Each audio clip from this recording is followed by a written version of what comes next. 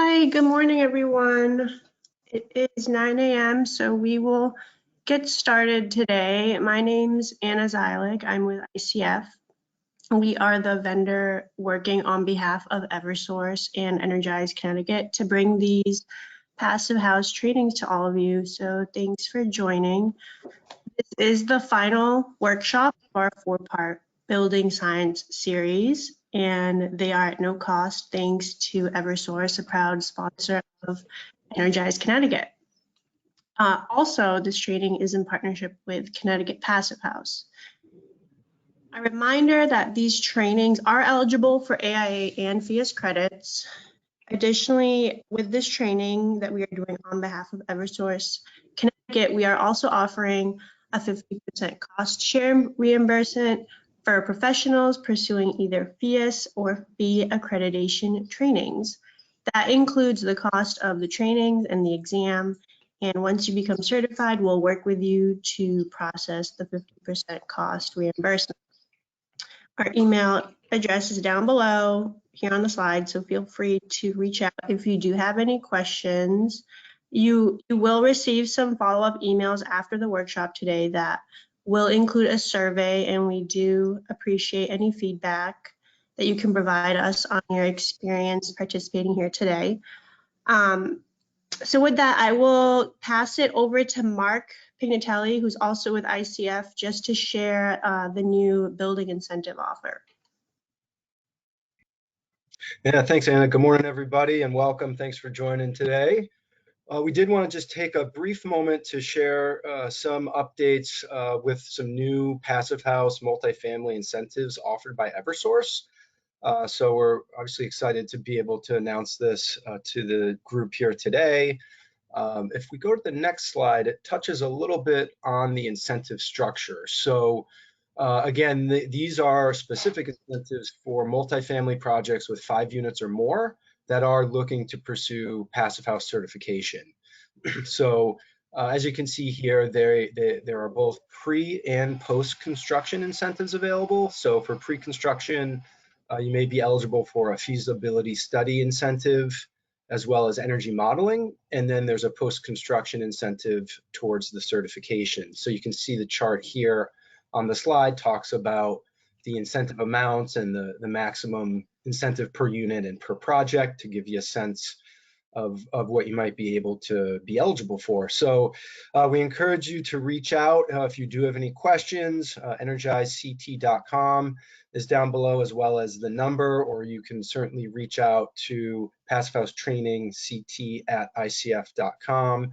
Or feel free to ask any questions as we go, and we'll be happy to get you any more information. So with that, we can get started here, and I'll hand it over to Mike from Stephen Winters Associates. Yeah, thanks, Mark and Anna. So we'll just get some administrative stuff out of the way, and then I'll do some intros, and we'll get into the topics for today. So just so everyone knows, we have everyone on mute, but if you do have questions, please put them into the chat as they come up, and then we'll answer as many as we can at the end of each section. So we'll try to get to as many as we can within the time. If not, we'll follow up separately. You know, this will be recorded, so if you want to rewatch it or share it, that is also an option. And we have some different polls that we do throughout the presentation. So we just ask that you kind of get that set up. You can respond either through the website, pollev.com, or you can also do it via text message. So leave that up just for a little bit so people can get that set up.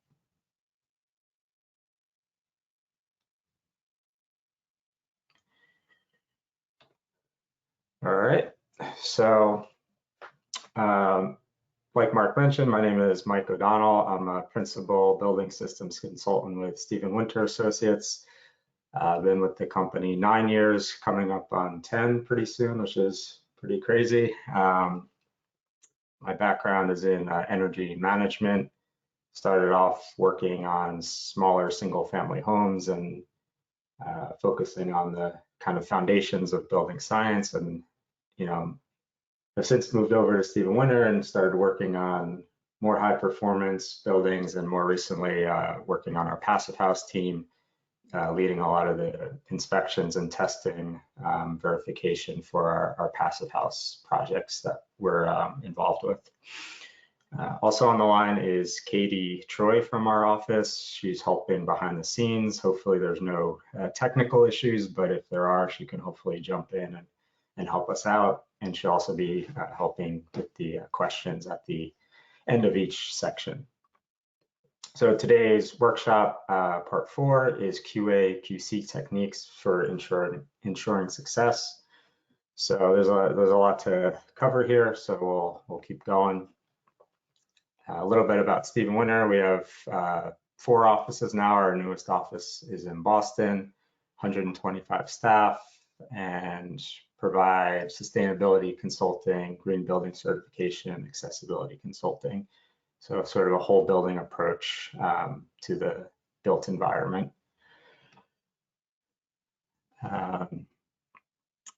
This is, if you need credits, let us know. We can help you get that sorted out. And also, again, a recording and a PDF of the presentation will be available. So these are sort of overall learning objectives. First defining what quality is, going over some best practices to see how we can keep projects on track. We'll have a section where I show some pictures, and we'll ask people to identify what they see is wrong with those photos and how they could be corrected.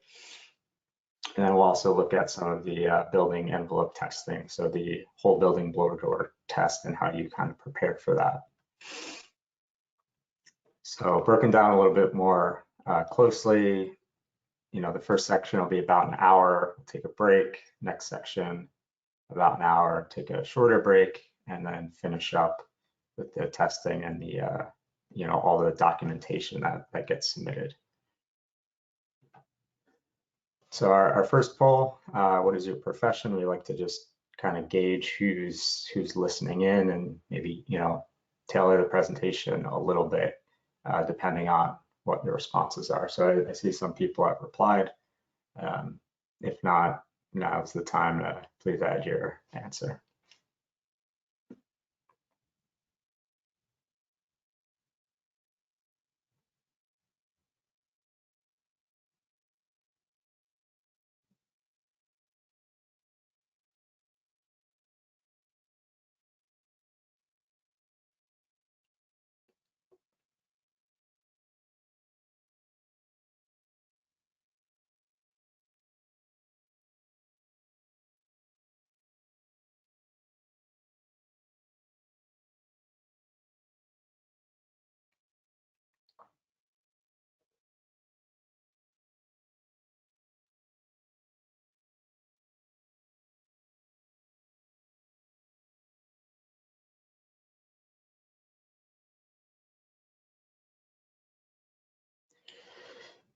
All right, we'll give it a couple more seconds here.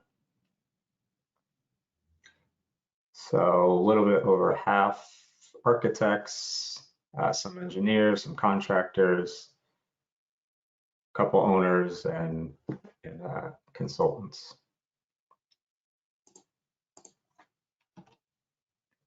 All right, and we also like to ask, what is the one thing you're hoping to learn about today? And if you're using a phrase or a couple of words, use an underscore between them. It'll help link them together.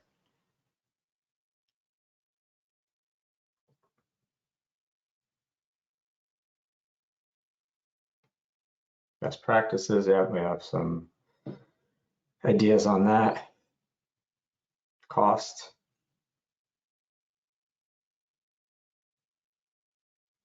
Yeah, submittals are a very important, sometimes painful process. Certification.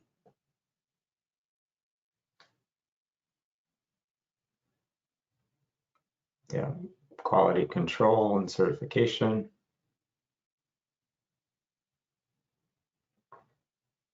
Checklists, yeah, we have a lot of checklists that we use. typical failure points. That's a good one.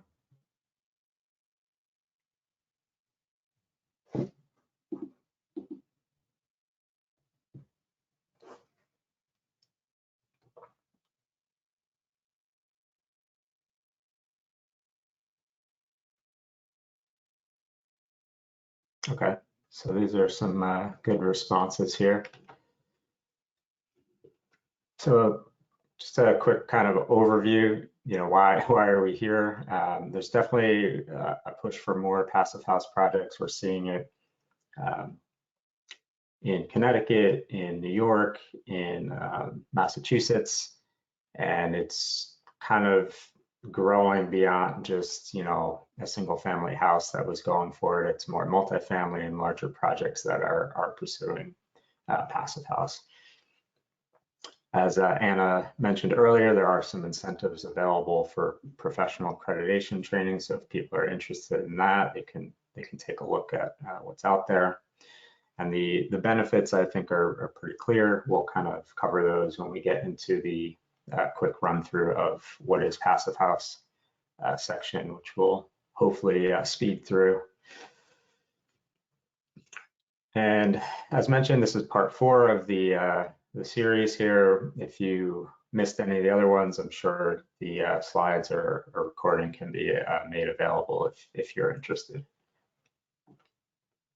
All right, so passive house basics, we'll go through this pretty quick. We put this in just in case anyone's listening in that hasn't heard of passive house, just to give a very quick background. If you've listened to the other ones, you probably are an expert by now, so we'll try to move through these fairly quickly.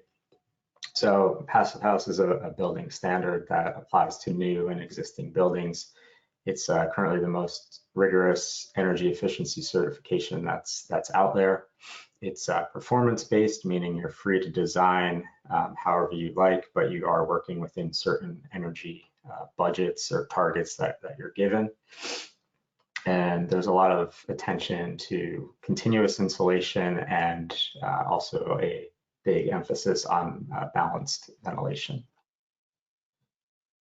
Some of the benefits, building durability, a well-sealed, well-insulated building should have less problems in terms of potential mold or rot.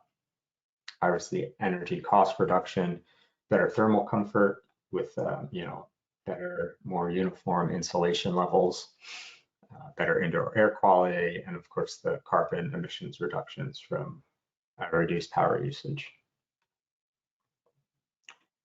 So some of our principles of passive house, we have our continuous insulation, we have airtight construction, we're minimizing thermal bridging, whereas our areas where insulation potentially gets bypassed, like stud framing members, we have our energy recovery ventilation. So those are some of the key concepts of passive house.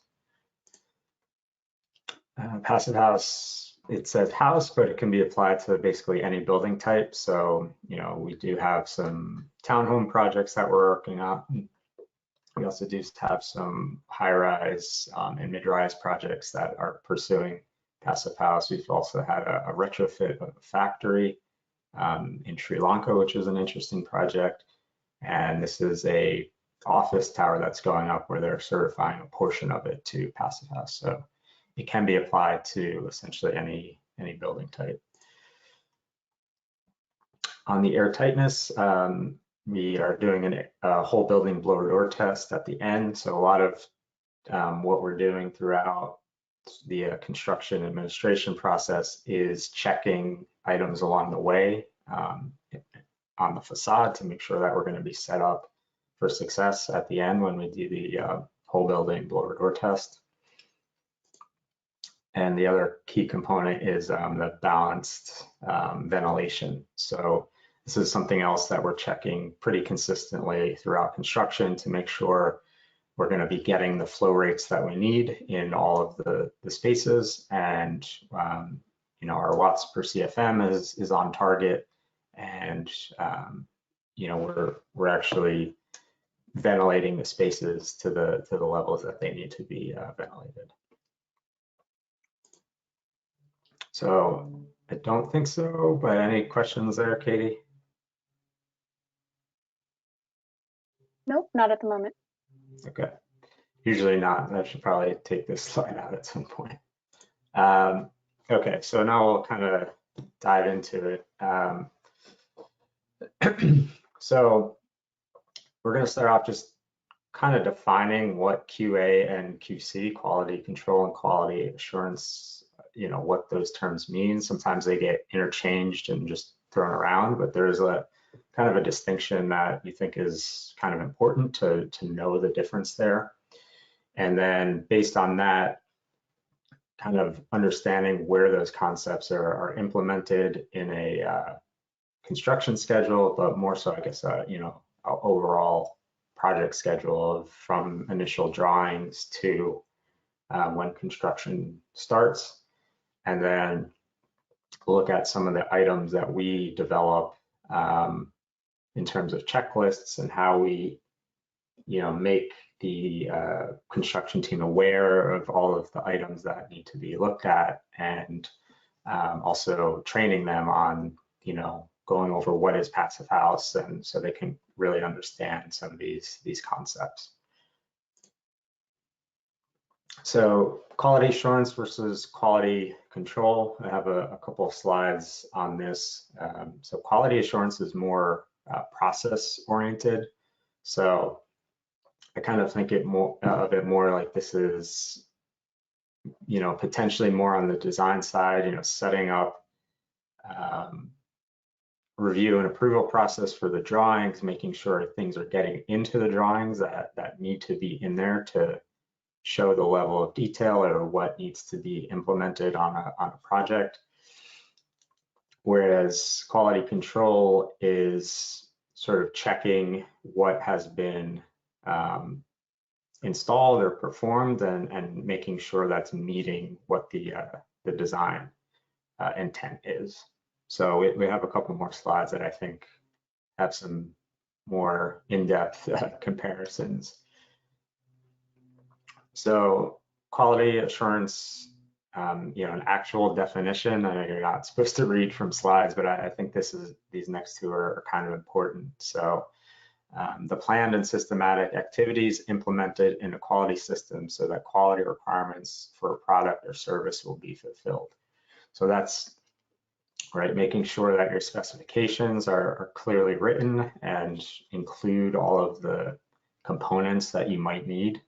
An example we're kind of seeing lately is for AeroSeal, which is a duct sealant that kind of gets injected into the system.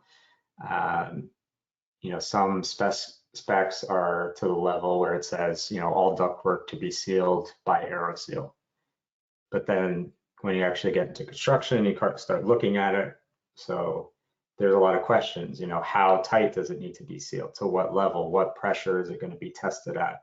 When does it need to happen? Can we do the main trunks only, or do we have to do all of the, branch offs too? So that's an example that kind of comes to my mind of, if you spend more time up front, and AeroSeal, I'm using AeroSeal as the example, but they have a pretty well, written couple-page spec that outlines all of that stuff.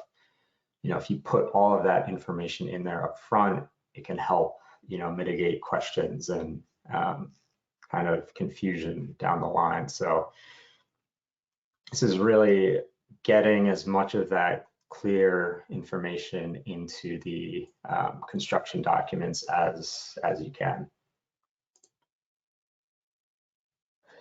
And so quality control is the part of quality management that ensures products and services comply with those requirements, right? So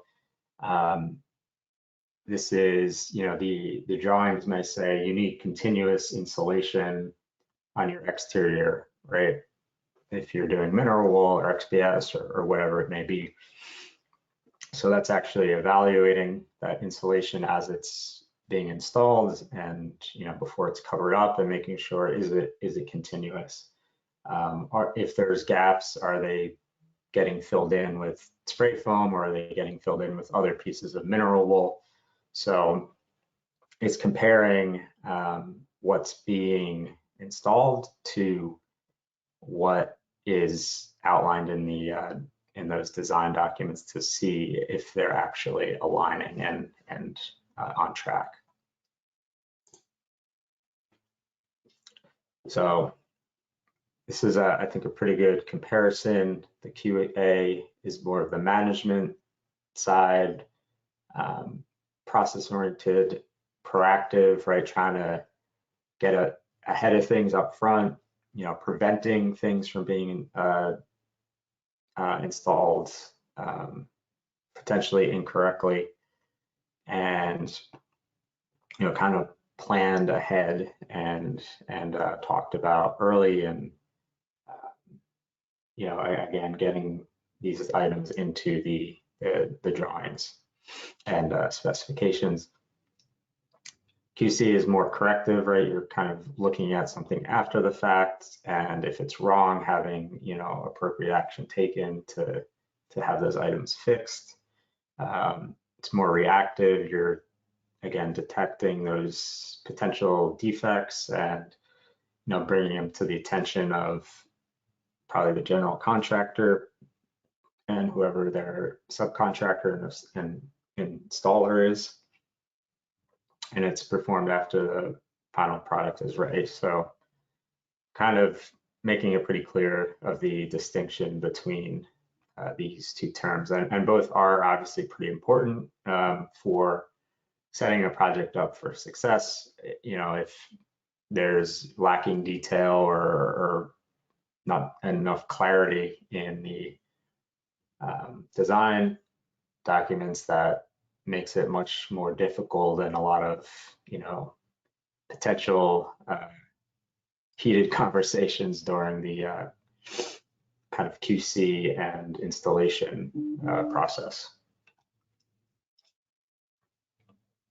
So both, obviously, QA and QC are essential. And really, a lot of this stems from defining quality with whoever the project owner is. So, you know, if the owner says, we want to, you know, we're going to get passive house on this project, and they set it as a requirement, you know, they're setting that level of quality from the beginning, and, you know, really sending the message that high performance is basically required. You kind of get different takes on it. Some, you know, may say, yeah, we'll go for it and kind of see what happens. But that sort of tone from the beginning leads to, you know, some ambiguity. You know, do we really have to get this? The owner doesn't care that much about it, whatever. So we do see, you know, that kind of top-down approach pretty important, and, you know, whoever is leading that ship, so to speak, that they, you know, make it pretty clear that they're pursuing passive house or high performance building, and, you know, don't budge very much on items that are needed to achieve that. You know, with that said, though, there's obviously implications for schedule, budget, making sure the specs get fulfilled, and that the, you know, final building performs as intended. So those are all items that are, you know, evaluated, right, by owners that are choosing to go for a high performance project. And so with the sort of traditional timeline, or I guess method of project delivery, right, we have typically design, bid, build. There are other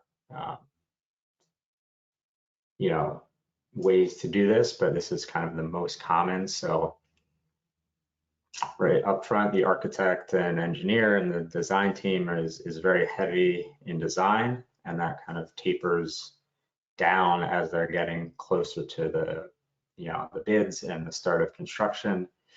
And then from there, the contractor's work, the GC's work, you know, starts and then kind of takes off from there. So you can kind of think that this is the right, period of getting all that stuff into the drawings and specs, and then this is, there's going to be some overlap in timelines, but then this is all of the, verification and checking that everything is being implemented as it's supposed to be.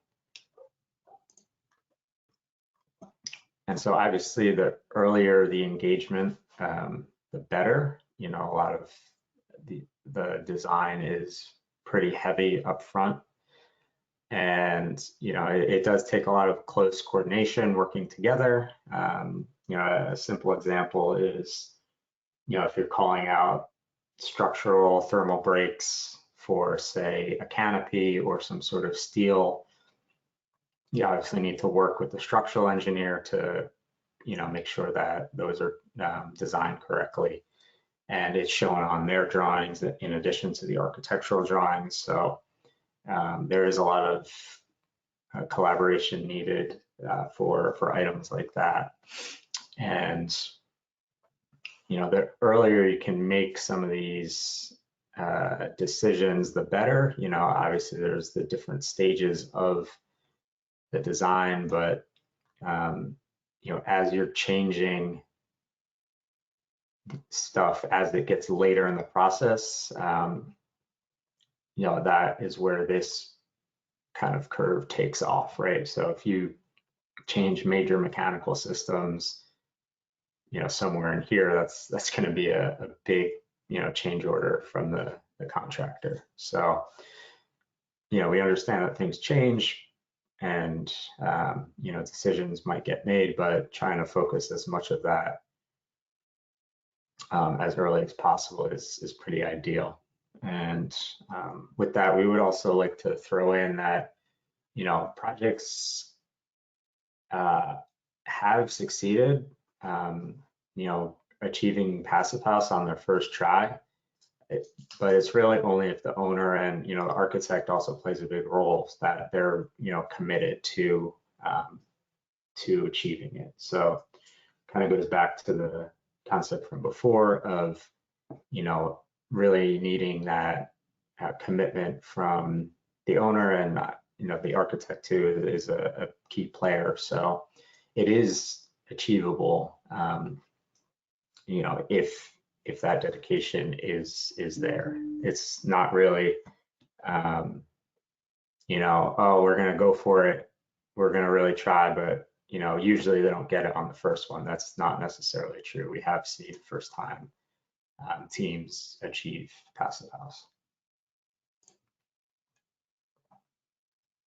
So who should be included from those early discussions? As many people as possible. Not everyone is, identified at that point, but obviously the architect, if it's a larger project, you sometimes also have a facade consultant, the general contractor. Sometimes even though the project's going out to bid, the owner probably knows who it's going to be, so maybe they could be involved in some of those discussions. There's also sort of a different project delivery method, the construction manager at risk. So in that scenario, the GC is actually on board almost as a consultant early in the design process, and then switches to the GC role when construction starts, so they can offer feedback and their insights into constructability and sequencing and things like that. So that is pretty helpful if that's an option, getting their take on Passive House details early in the process. Passive House consultant, obviously they're going to be important in kind of guiding a team, especially a newer team, on what are some program requirements, or what are details that would need to be tweaked or changed to be meeting Passive House levels.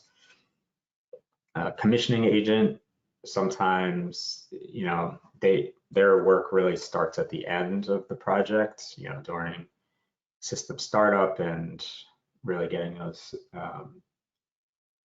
MEP systems up and running. But they can also offer insights into potential issues or how to avoid some of those items. So you can get them on early. That's helpful. And really, the last one is this facility staff, but typically that's not really identified that early. But if it's possible, if it's a management company or something like that, maybe getting someone involved from them, they know the ins and outs of buildings, in terms of, filter maintenance or things that they know are a pain to take care of, so they can offer some insights as well. So as many people as possible, kind of within reason. Some of them may not apply to certain projects, but I think the more perspectives, the better, just so you can kind of think about it in a little bit more of a holistic, approach. And so with that, integrating Passive House into a typical design process. So, there's a lot here for the design phases. The pre-design, probably even before that or right around here, you'd probably start with a feasibility study just to see, how far away are you from, a Passive House building based on what your sort of typical or base building might be. If you're starting at a, code only building and trying to jump to Passive House, it's obviously going to be a little bit more involved than if you're starting with a, say, Energy Star building, then jumping to Passive House from there. So we usually do recommend a feasibility to, start with, to see, what else you would have to do to get to the Passive House level.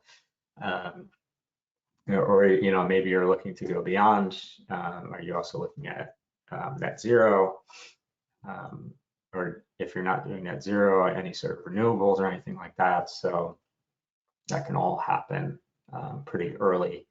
And then there's sort of a go, no go decision at that point if you're gonna go for it or not.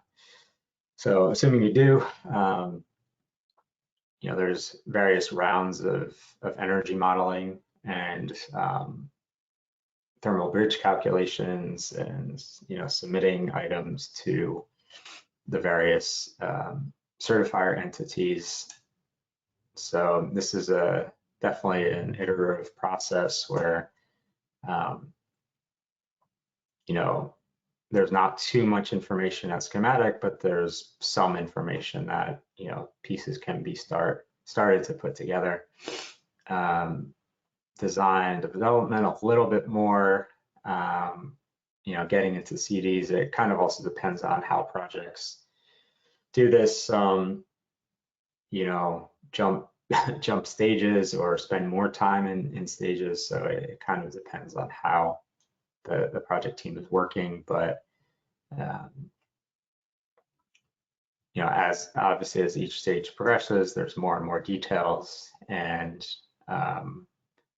items that can be updated and sort of finalized of, okay, these are our final window details. This is, our kind of final insulation strategy, our final mechanical selections, all that kind of stuff. So, and then from there, it jumps to the construction, right? So we have our verification plan, which is training, a lot of site visits, testing, commissioning, photographs, and documentation. So we'll also look at some of this stuff in more detail. So with that, this is sort of a very kind of Passive House specific list. So we've had the project teams ask us, here's our construction, or actually our project schedule. So starting with the concept design all the way down to leasing and marketing, and asking us to show where our different reviews or timelines are. So this is sort of overlaying, these timelines onto their actual project schedule. So you can see that the first thing was the feasibility. At 100% DD, we're doing some of the modeling aspects. At 50% CD, we're doing an update, and 100% an update. So kind of at each stage providing feedback of what needs to be kind of incorporated or implemented into the next steps. And then with the construction, the contractor training, the mock-ups, which we'll talk about a lot of inspections throughout, and then again, that whole building blower door test at the end. So for an owner, especially someone who's newer to Passive House, helping them see this, where all these pieces fit in the timeline, they obviously find that very helpful and can kind of see how it makes sense of where all these pieces fit into what their traditional project schedule is. So with that, we'll kind of jump to our first poll here. So what do you see as some challenges to making sure all of these items get into the drawings and specifications?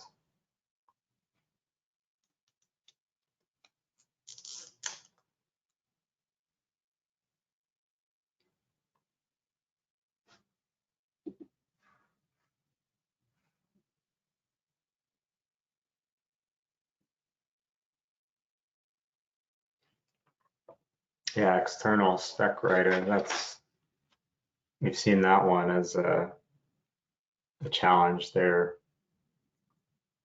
not really up to speed on the Passive House language and stuff, so they're just taking other specs and kind of recycling them, and it may not always work out. Coordination, yeah, that's always a struggle.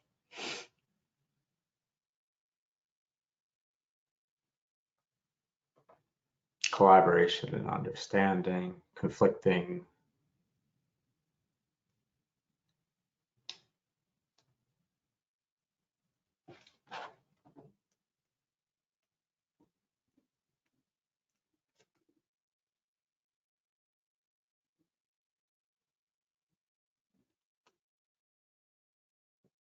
Yeah, I think knowledge, right? Just knowing what even to put in there.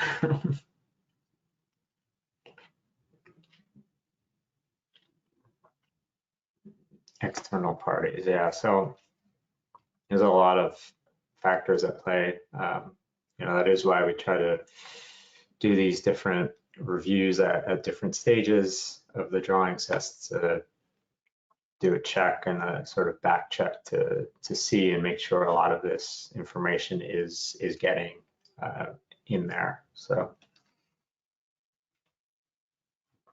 I do want to mention value engineering and to be careful. So this is when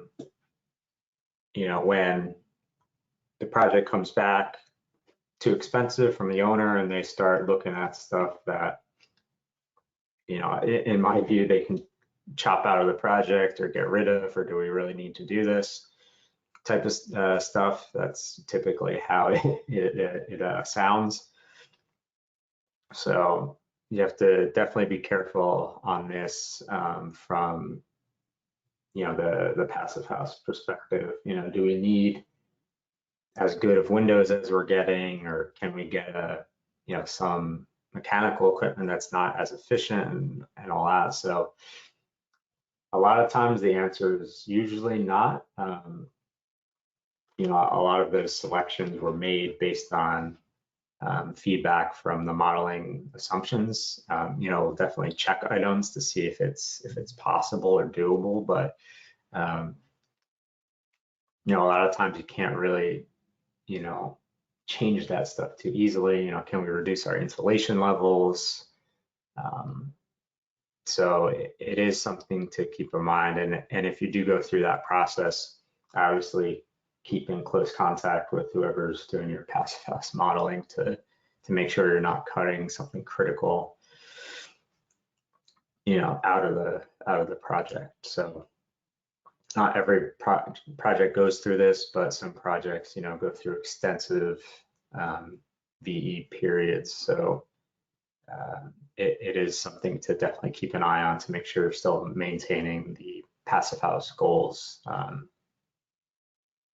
without, getting things lost along the way.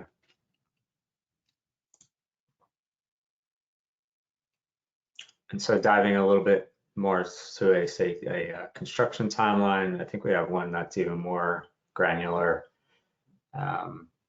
further in the presentation, but this is just showing, of construction,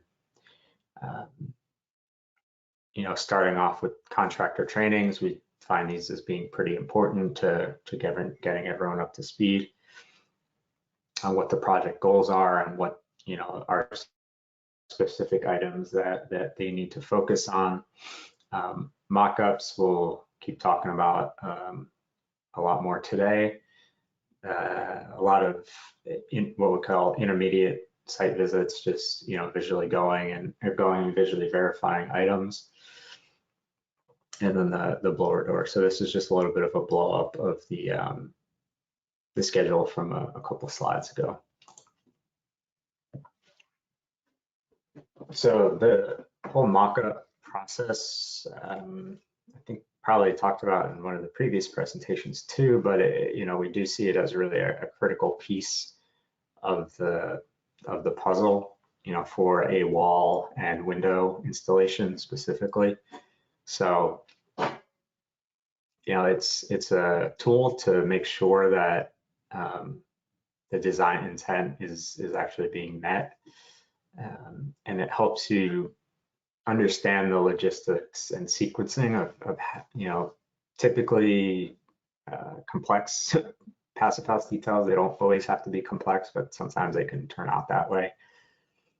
And it really helps whoever is working on this to really just do it, right? Get their hands on experience of how this is actually going to all come together. You may also have a couple of trades that are involved. So, maybe one trade is doing the air barrier, say at the rough opening. That might be the mason, and then the window installer is just installing the windows, but then even a third person is doing the caulking or taping of the windows. Some projects, they try to keep it as simple as possible. Maybe there's only two trades and they have the window installer do the caulking or taping as well. That's a strategy that can help. If obviously less people makes it a little bit easier. But this is where all of those, steps and sequencing kind of gets worked out, especially for, more tricky type of details. And so this was a mock-up for actually a project that they're trying a new concept. So they're planning, or they actually did use, but this a insulated panel here where an AC can go. And so when it's not in use, this is closed and sealed, airtight. But when it's in use, this panel opens and the AC is in there and operating. So before they went down a road of actually implementing this on a project, they actually are using this design in 3 projects. They wanted to see, is this going to work? How airtight is this panel? And these are actually 2 separate little window systems. This is a window and a kind of more or less blank off panel that's cut out for the AC. And this is a separate piece, and that they kind of got, field adjoined together. So they wanted to see, is this even going to work from an air leakage perspective before we, design this into all of our projects. So, in the basement of another project, they built this little mock-up, showing what the intent of this design was. They got a sample from the manufacturer, and we hooked up our testing equipment and tested it, and holding the fetus target of air leakage, it was pretty close. Not even at this low of a range, it's hard to say, oh, it's only a CFM over, but that's a pretty big percentage wise. So we're actually, I think, finding some leakage a little through this taping, and maybe a little bit through some of the hinges, but nothing that we were too worried about that couldn't be totally corrected or fixed. So this gave a pretty good indication that yes, the system is pretty close on target to being okay. And they did actually use this in a project, and they passed their whole building blower door test. So if we tested this and the target's 1.45 and it was triple or quadruple that, we would have had a little bit more of concern. So this is more of like a prototype, an early mock-up, but for a typical project, we would be doing a similar thing where we're testing a mock-up on site of the actual proposed details to make sure that we're on target for the whole building air leakage. And so this is a more sort of granular construction schedule. This particular project is using brick, so they're showing their air and vapor barrier, the insulation, and the brick. So this is also helpful to us, so we know how many or when we can get out there to see these things. We're not there every day, but we're periodically coming and checking these various stages. So this is also helpful to us to kind of plan our site visits. And so some verification on larger projects. Not every project is as tricky, but especially projects in sort of dense urban areas can have pretty complex foundations. You have neighboring buildings, here on I think 3 sides, right? And also sort of staging of foundations. So, they're working on the back section, they're going to do that and then move forward and work on this section. This is a different project, but showing that this part is finished and partially backfilled, and then around the corner, they're kind of still working over there. So just being aware of how these projects go, to know that you probably have to make a couple visits for foundation to catch all of the different phases, because it's not all done at once. Above grade walls, it all depends on the type of system that you're using, but obviously understanding how those come together. Is it CMU? Is it wood? Is it steel? And especially on taller buildings, you're going to have construction hoists. So those usually get left out and get finished last. So keeping an eye on those areas to make sure that those are, air sealed and insulated just as well as the other areas of the building. And then also, especially in these mid to larger projects, the lower floors are getting sheetrocked, whereas while the upper floors are still wide open and maybe even doing rough layouts and stuff. So keeping that in mind, if there's interior insulation or interior stuff that you need to see, making sure that you're getting there to see all that on the lower floors before it gets sheetrocked. So just some pointers on larger projects. We realize not every project is a high rise, so you may not have to deal with this, but just kind of putting it out there of, these are some sequencing items to keep in mind as you get into the more mid-rise to higher rise projects. And so these are our various testing options available to us. So obviously the window mock-up is the first and sort of critical one. If we have a larger project and they want to try to do a guarded blower door test, that's where you try to isolate a floor.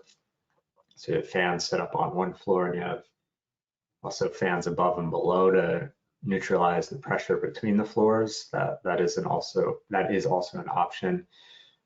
If it's a lower rise project, you may be able to pull off a interim whole building test if the sequencing works out. So all of your, let's say, zip is on and your windows are in, but maybe right before they start siding, you can squeeze in a whole building test. That would be pretty beneficial. It doesn't always work in terms of the timeline, but we do try to push for that if it's within reason. Compartmentalization testing, especially if you're doing FIAS, that's required. Unique component. So if you have any weird features, like the Cornell building had these condenser porches on each floor where the outdoor heating and cooling units were sitting, that they use these large refrigerator doors as they're insulated and air barrier systems. So we did some testing on those to make sure that those are sealing well. And these are all steps to check along the way, again, for that whole building test at the end. On the MEP side, in-unit heating and cooling duct testing for FIAS or just regular visual inspections otherwise. This photo is, they put the ductwork up, they kind of slammed it against the ceiling, didn't seal the top seams. We're doing our duct leakage tests and we're getting leaks all over. So they unfortunately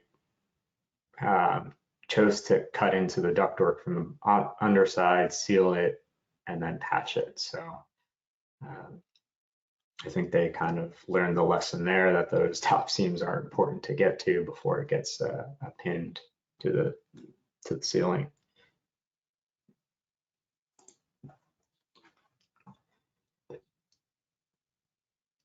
So our sort of overall process, typically have a kickoff meeting where we review our checklists, which we'll look at in a couple slides here.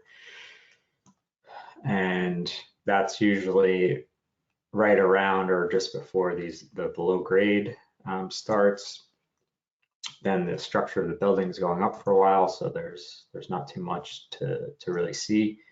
But really, when they're just about ready to start on the facade work, we can do our mock-up testing and have our contractor training. By then all the subcontractors should be on board, and so we can identify who should attend the training and what items we're going to review. And then again, guarded blower door tests where we potentially test a floor in a larger building. In anticipation for the final whole building test. This is sort of a repeat of that. So it's kind of really the planning, the training, and then the actual inspections and testing. That's, I think, a good snapshot of the overall approach. And so for the contractor trainings, we typically have 2 sessions, one for the envelope trades and one for the MEP trades, just so we don't have people feel like they're sitting through a whole bunch of stuff that doesn't apply to them. And so we try to do it on the site and also show project specific details from the drawing set especially of areas that might be tricky or difficult to talk about, bring to their attention. You know, most of the people are aware of these items if they're good and they've looked over their drawings, but you know, talking through some of the sequencing or how they're actually gonna pull these details off. We don't always do it, but if possible, this was their construction trailer and we set up our little blower door and have them go around and feel for air leaks and start taping stuff up to see how the numbers drop, to try to, you know, convey that concept of the whole building test. So what they're doing on their air barrier is pretty important, because we're going to do the same thing for the entire building at the end. So I think that's pretty interesting, so guys can go around and actually see what this actually means. And so that's, you know, us running the blower door, and we have our gauge and having people you know, tape different things in the trailer to see how the numbers coming down. And then, you know, if possible, going out, you know, looking at items during the installation. So I think this one, you know, we talked about some detail in the presentation, and he's like, yeah, we're doing that now. So we, you know, we all went out on the scaffold and looked at it. So it's a good opportunity to, you know, for the contractors to understand what Passive House is all about, but also, you know, ask some questions or potentially propose slightly different ways of doing things, as long as the design is being met. So we do find these contractor trainings as being pretty important to the overall process.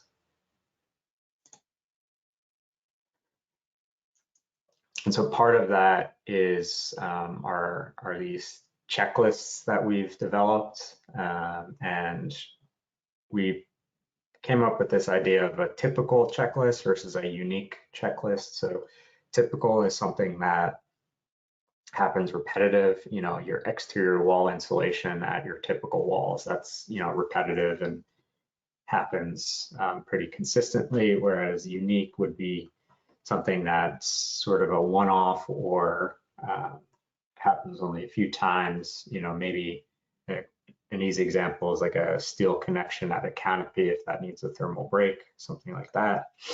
And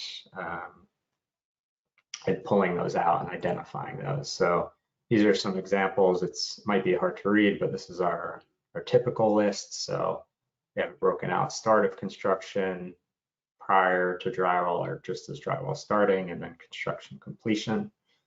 We're also calling out items in red that are above and beyond that are required for Passive House. So, you know, a while ago it was, you know, we'd give them this long checklist and they say, oh my gosh, look at all this stuff I have to do for Passive House. Well, we said, well, no, not really. A lot of it you are doing or should be doing anyway for code, or for if you're doing Energy Star or whatever it may be. So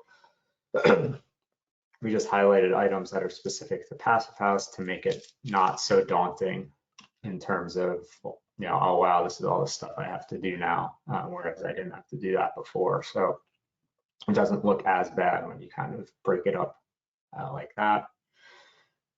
And then on these unique checklists, we call out areas that we, again, are sort of one-off, or areas that we might want to call attention to, like a gas meter room that typically needs a fixed open vent to the outside for code. So we want to make sure that room is air sealed and has a door weather stripping to sort of isolate it, put it outside the envelope. So items like that we try to pull out and note. So these are things that the contractor can keep an eye on, and you know, these might not be, you know, what they're used to. So we try to help them out by identifying these up front, so they can kind of stay ahead of those, you know, maybe new or tricky items. And so this is just diving in a little bit more. I'll kind of go through these a little bit quicker to stay on track. But again, the start of construction, you know, all below grade stuff, all above grade, we try to call out the specific products and systems that you're using, and the insulation, any thermal breaks for shelf angles or anything like that. Interior spray foam, so trying to make it as project specific as we can, so it's not just sort of generic language. In the middle here is a whole big section, framing layouts. So this is important for especially for compartmentalization. This is our testing of windows, the mock-up, and also throughout construction we do spot checks. If you have in-unit heating, cooling ductwork, we have to test that. Checking the roof insulation, checking all of the pipe and duct insulations. Again, more focus on windows and doors. Drywall for compartmentalization.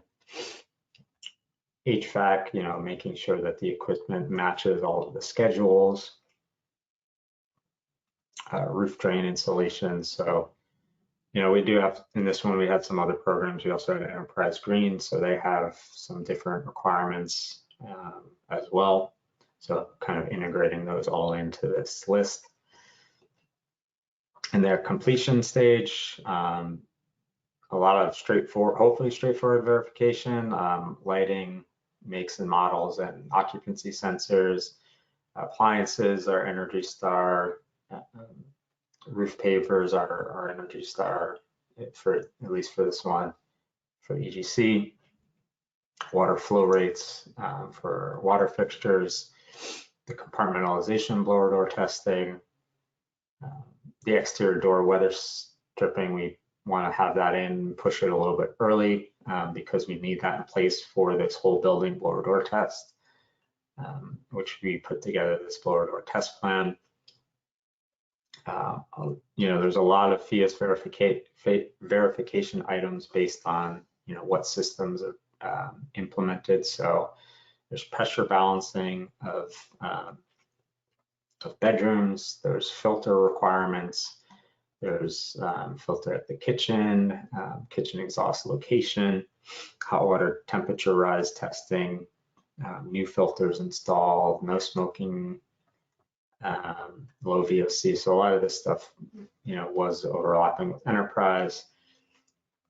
We also have to measure flow rates to verify that the testing, adjusting, and balancing was done properly. So we do spend a lot of time focused on these items, especially on FIAS projects. And metering and landscaping are kind of the last couple ones there. So it's a pretty extensive list, but we try to just talk through it. The team, make sure they understand it, and there's hopefully, no real discrepancies, but this is all obviously important that all this stuff gets into the drawings and specs, right? Because these are the items we're going to be checking for, and we need to have some, something to stand on and point back to and show why these need to be implemented. And then this is our unique list. I think I'm going to kind of skip through these, or maybe just show one or two of them. But like we said, we try to call out these areas that are pretty specific to keep the contractors aware of these items. So like this one was an elevator pit, and they needed some insulation on these walls. So that's kind of a one-off area that might happen pretty quickly. So maybe they can get us some photos of that, or we can get out there and see it, but just trying to pull something like that out and bring it to the installer's attention. I think we'll just skip through some of these for time. This is a canopy, so if there's a thermal break there, making sure that they understand that, order that, and coordinate it with the steel that's going to be going there as well. PV supports on the roof for solar trellises on structural thermal breaks. And kind of wrap up this section, we really push for on-site personnel from the construction management team. So what we call the air barrier supervisor. We know that people have other jobs and their only job can't be checking the air barrier, but at least someone that is kind of making the rounds for the day, checking on, whoever's doing the zip tape or with the liquid applied air barrier or whatever,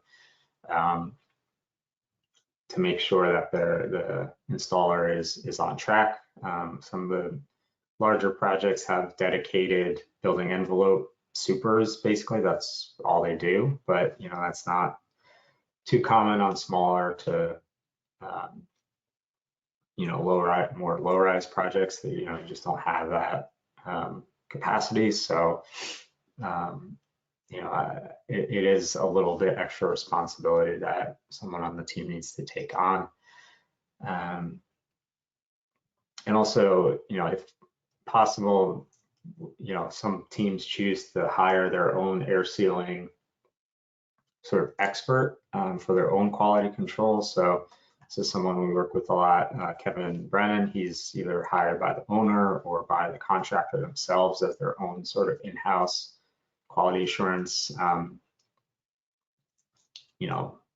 person to be checking on these things. So kind of depends on the project and the scale, but there definitely needs to be some sort of daily oversight of especially the air barrier. And the more eyes on it, the better. If the contractor who's installing it is looking at it, if the general contractor is looking at it, then the architect's looking at it, and then we're looking at it, hopefully by then we have a good, especially air barrier system. But, with that, we don't want to say, only focus on the air barrier. There's other parts of the project that are important, and really the air barrier getting graded on, right, if you pass the test or not with the blower door number. But these other items, insulation, pipe insulation, everything else that needs to happen is also important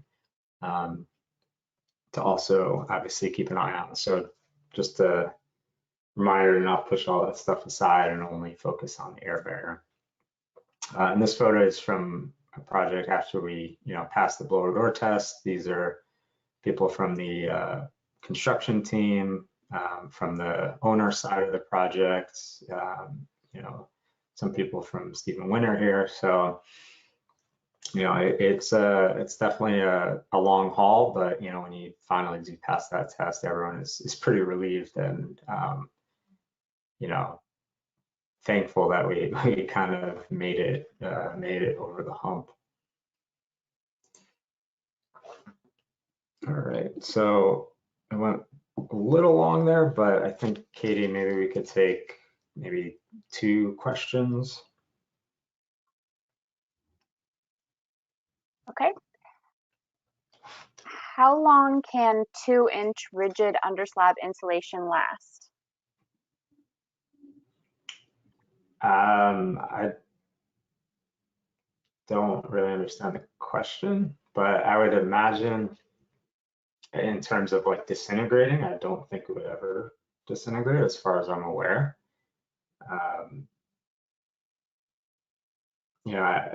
Foam is obviously not the nicest material, but I think it wouldn't, break down over time, and it is underground, so it should be pretty stable and not be subject to UV degradation or damage. So I think it would last a pretty long time, but I'm not sure if that's the intent of the question.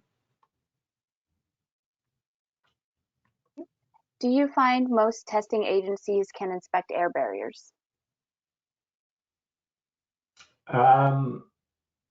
It kind of depends on what their experience is. If it's a facade consultant, they should be pretty good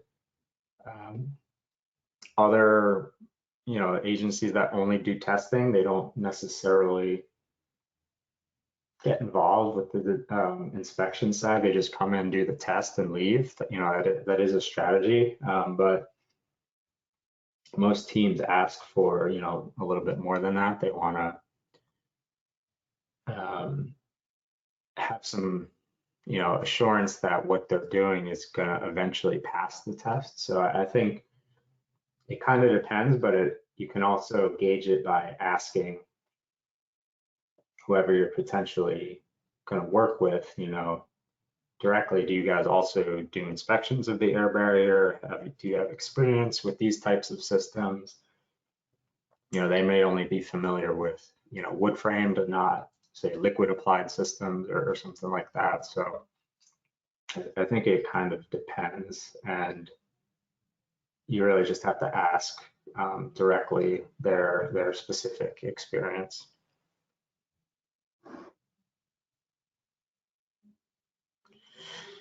All right. So to try to keep on track here, we'll take our first break for 10 minutes. Come back at 10:21, and then move to the next section. Maybe I'll make up some time when we get there.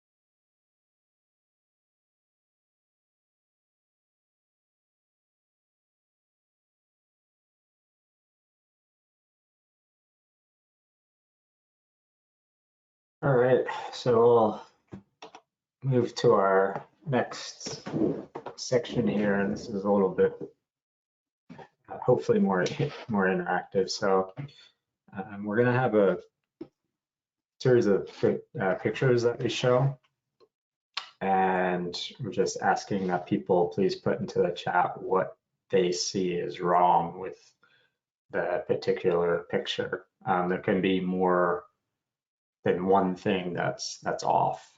So we'll get started with this, and when the answers start coming in, we'll just ask that Katie reads off what people are responding with.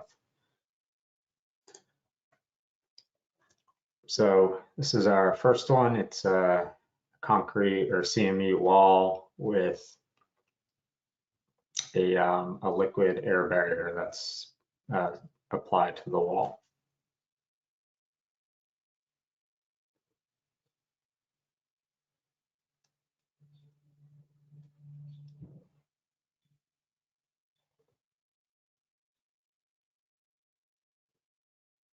Penetrations, ties not removed, inconsistent application of liquid, Yeah.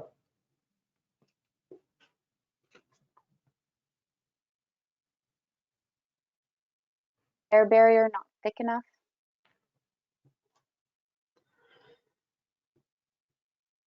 Yeah, those are all pretty good. So you can kind of make it out here a little bit, but they're actually using a notched trowel to put the air barrier on, which is definitely not the right way to do it, because with each pass you're scraping away some of the air barrier, right, with the teeth of the notched trowel. You can see it's, really not thick enough and getting the full coverage.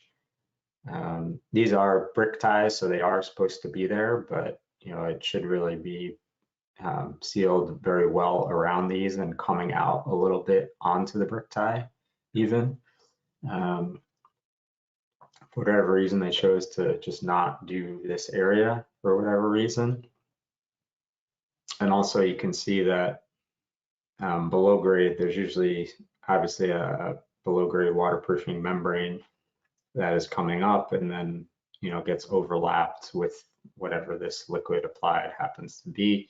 So it's really not evident that there's anything potentially down there, or if it is, it hasn't been dug back yet and connected to the above grade air barrier. So a lot of questionable things, I guess, going on in this one.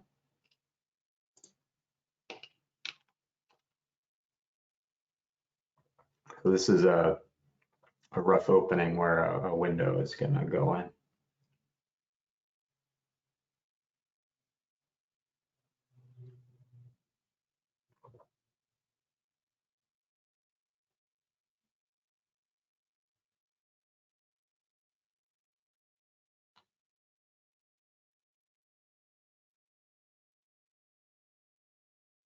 air pockets,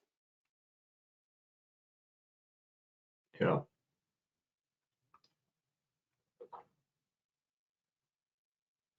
blue skin overexposed nail heads. I guess it's the air pockets. Yeah. Holes in yellow wrap,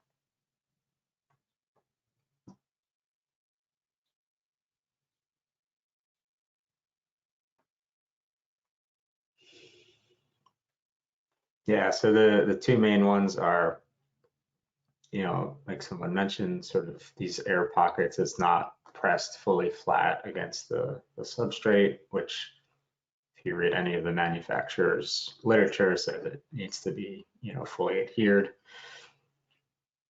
And then also, this opening probably wasn't struck flush or cleaned of extra debris.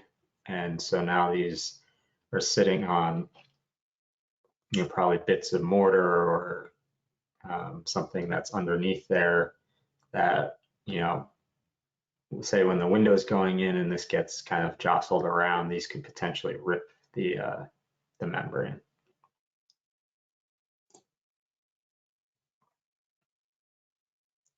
This one's, there's a, a couple answers.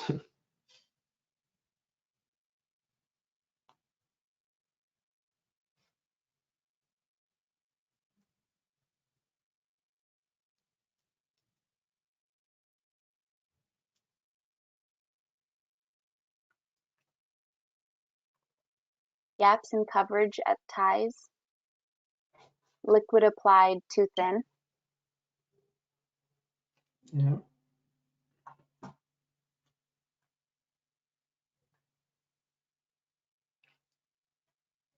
Should the liquid applied go over the head plate?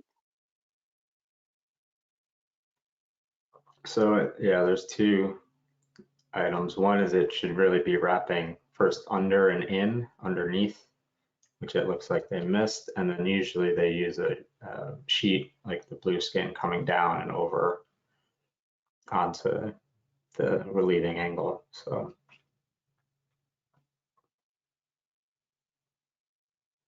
a couple other ones, you know, they missed a little spot here. Like someone said, it doesn't really look thick enough. Are missing around the brick ties at the areas that they've done. Sort of a big one is a transition between materials. You know, the manufacturer almost always says that you should be using a sheet to span over these transitions, which it looks like they just kind of tried to paint some stuff in there and it's not really getting in there, which is obviously a problem. So yeah, a lot of not so great stuff going on here.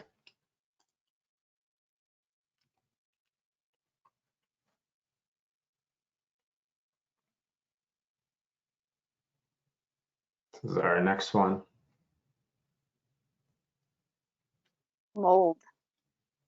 Yeah, it's pretty straightforward. But you know, this was a project where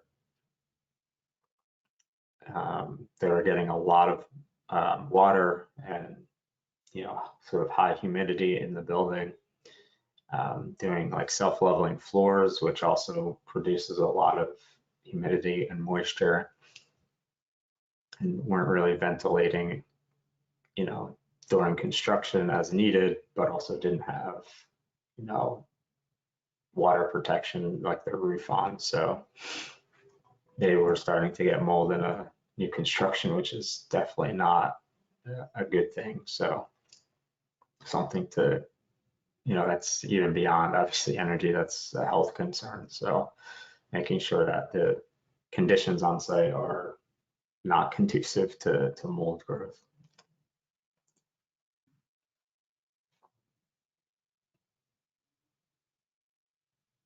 This one's hopefully pretty easy.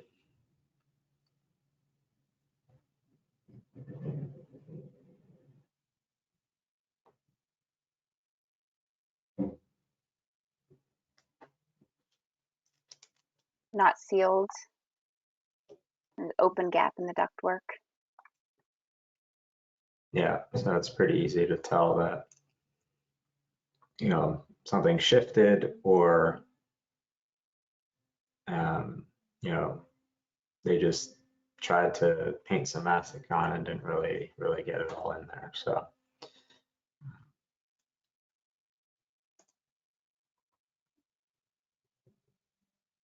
this one, there's probably a couple that could be called out.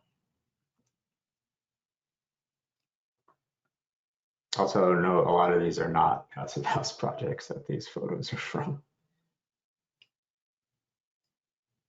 Air pockets. Yeah, this is all kind of rough on here. No drainage cavity. Sort of. They put this backer out here, but beyond it is open. So Jam not air sealed. yeah, I would say this should all be sealed with the the manufacturer's sealant.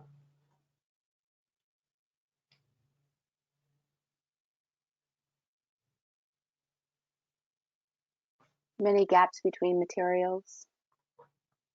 Yeah, they're definitely missing a sizable area of insulation. And then sort of the last one is can just make it out of the head. Doesn't really look like they did any air barrier wrapping in at that spot. This one's kind of laughable.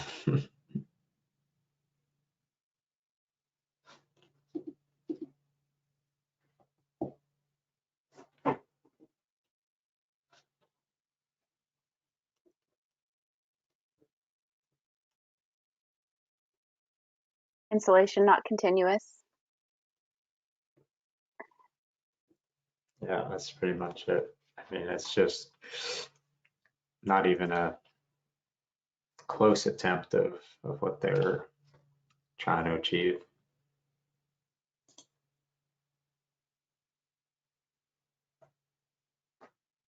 This is some plumbing piping up in the ceiling.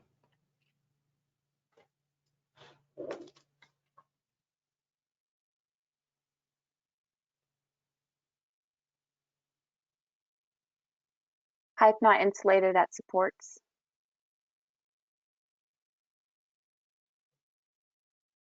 Yeah. They have all of, an elbow and connections and, some of this is, again, back to the design, was there really enough space given to them for accommodating the pipe and the insulation? But also at the same time, did they even try to do it, or they're like, we'll just, we forgot about those areas. So it's kind of a little bit of both, probably.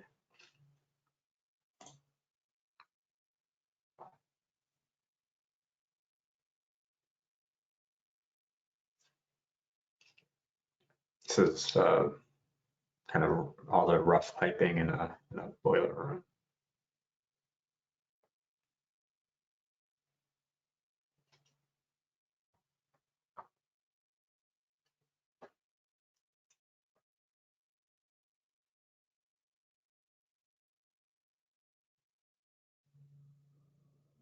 Piping not insulated.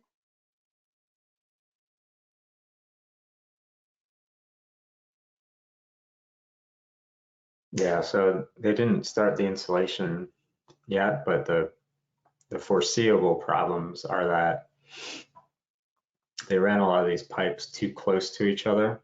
You can see where they cross, so they're going to have an issue maintaining the right thickness of insulation on each of those pipes, right? So if this pipe needed 2 inches or 1.5 inches, and this one also needed 2 inches or 1.5 inches or whatever, that would be a problem. And also that the hangers, it should be continuous at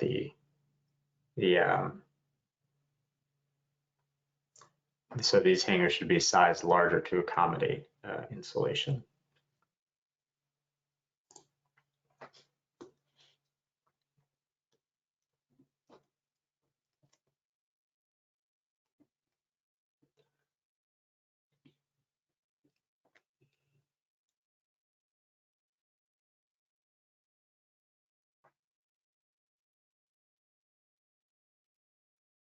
Jam not air sealed. Rigid insulation is not adhered. Yeah, we're kind of losing this board here. It's just kind of floating out there.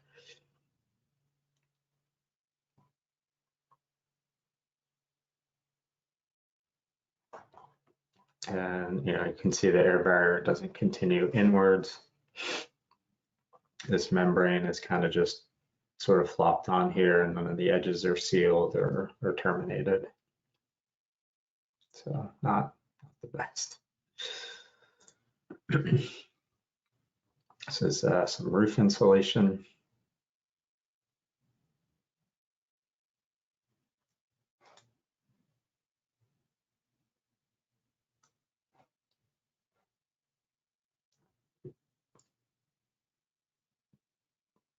joints not taped. Potentially. No membrane on vertical.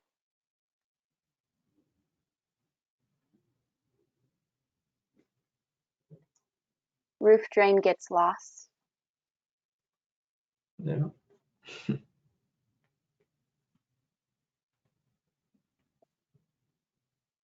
Yeah, it's mostly these sort of larger gaps, right? You can see that sort of back here, it looks, you know, better, a little bit tighter, but here they're definitely getting a little crooked and kind of not nice and tight in their installation.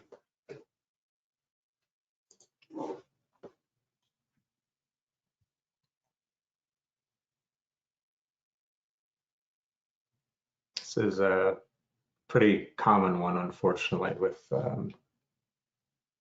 duct systems that aren't, or ventilation ducts that are not given very much space in shaft walls.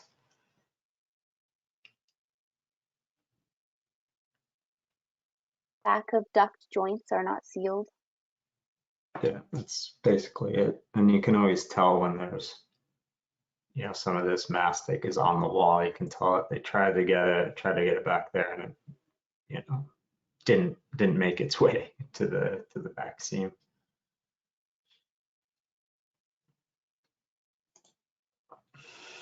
All right, this is for an in-unit ERV, one of the connections to the outside.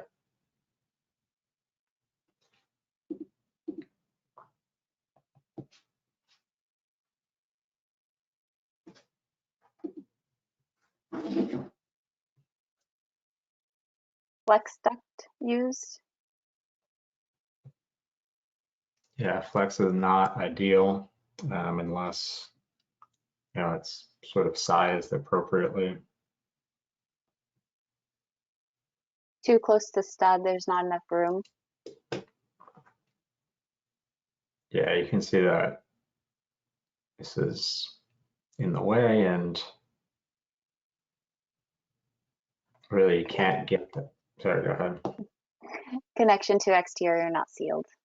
Yeah, that's basically it. So this is a cold pipe on the outside, and with the insulation exposed, it's gonna get cold. It's gonna probably have condensation and start dripping somewhere. So, you know, this jacket needs to be pulled all the way tight and then sealed all the way around. In this case, they'd probably have to, you know, maybe notch the stud or try to get it in there and tape it or seal it as best they can right on the inside face of it, depending on how much space they could make on this side. This one, the highlight's already there, but kind of gives it away.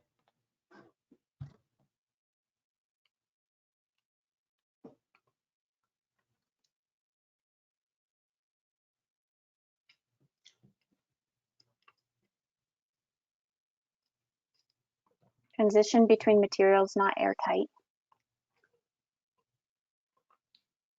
Yeah. Joints not sealed.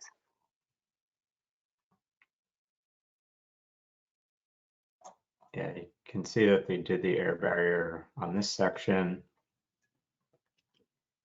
but didn't, you know, this block isn't, you know, has its mortar filled in yet and the air barrier extended. So as you go up, you can see that like this board is pretty tight. So it's going to be kind of hard to get the air barrier to extend. So they're probably going to have to shave this board or cut it back to be able to continue and make this connection and transition to keep it continuous.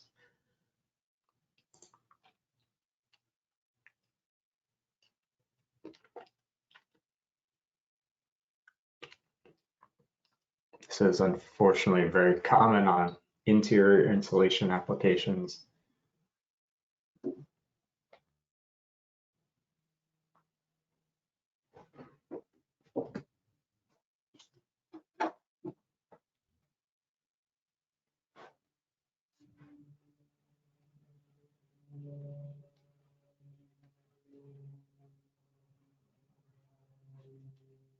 Gaps in insulation. Yeah, the install is it's pretty rough here. Big gaps, kind of haphazardly just shoved in there.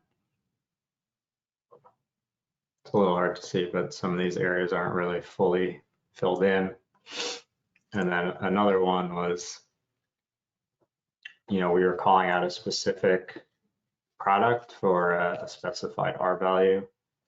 And, what the bundles were on site was something different, and it had a lower R value. So that's also a problem, right? You got to make sure what's actually going in it's what's the approved product from the submittal phase.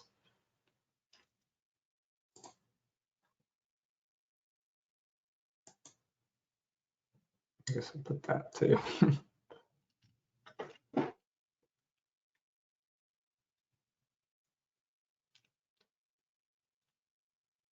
Gaps in insulation. Yeah, so this is going through a floor. This one, it looks like they did get it all the way through. I mean, they could button up their tape a little bit, but this one stopped short. And so through the whole floor depth is totally uninsulated. So that's a pretty big section of pipe that has, nothing on it, which can add up pretty quickly if this is consistently done throughout a project. So making sure that they leave enough space and also get the insulation all the way through the floor. All right, a couple on wood and zip systems.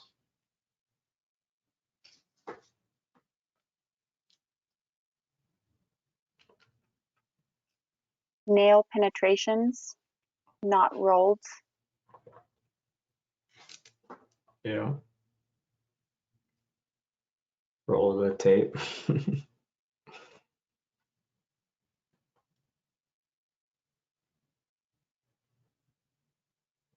The fasteners have been pushed too far in.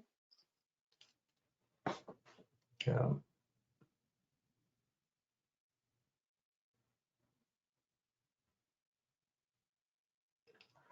And sort of the last one of these fish mouths or open areas, especially obviously for water, but for air as well. So really the key items with zip, the surface is clean, the tape goes on flat, and all of their tapes does roll the tape, which is a sort of critical step because it is a pressure sensitive adhesive that does need that rolling to make it actually stick to the surface. And there's this, the manufacturer says you don't have to seal these, or if only if they're overdriven a certain amount. But if it's going for passive house, we're telling the project team we need every CFM that we can get. So we do want to see all of these sealed, either with the liquid. It's probably the easiest to do it, or you'd have to just cut little pieces of tape and patch those up. A couple more on zip.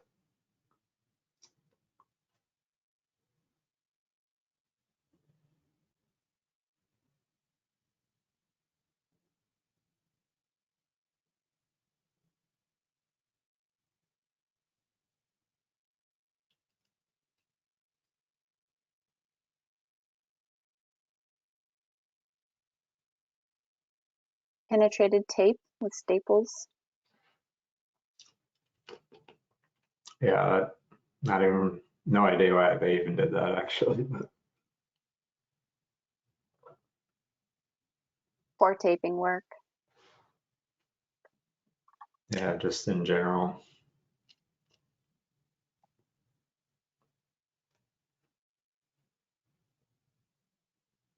Not rolled.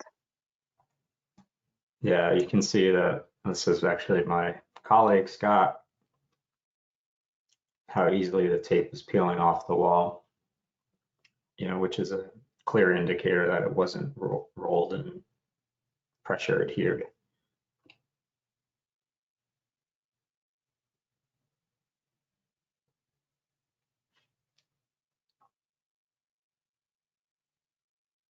So a lot of similar things from before, right? All of these extra fastener heads, the staples really makes no sense. Damage and a rip in the tape, staple at the edge, having a little, air pocket there.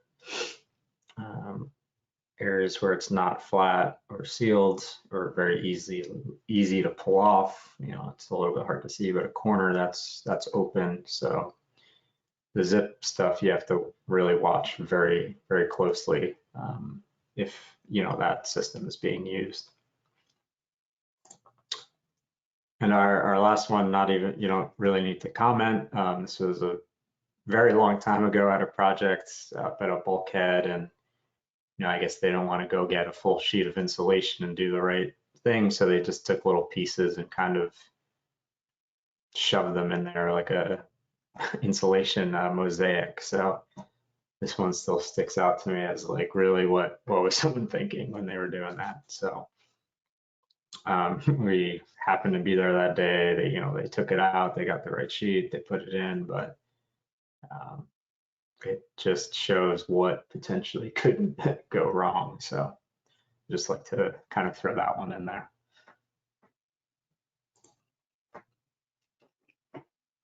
All right, so just the sort of general feedback, those are sort of common things that we see. So we're just trying to understand what are common problems that other people see on projects they're working on.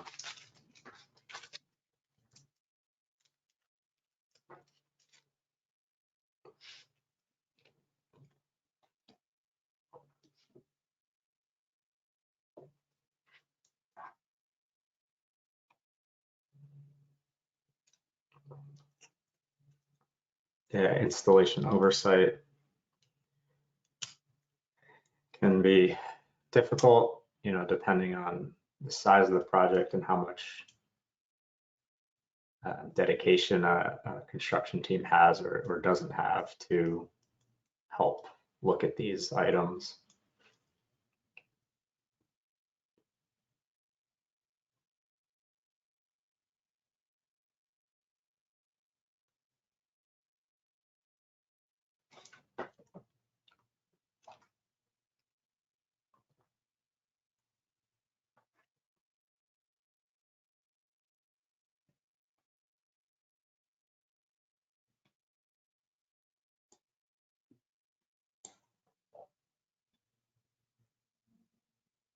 All right, I'm sure there's more. I think it said something about internet connection problems, so maybe that's why there's no more answers, but we'll keep going.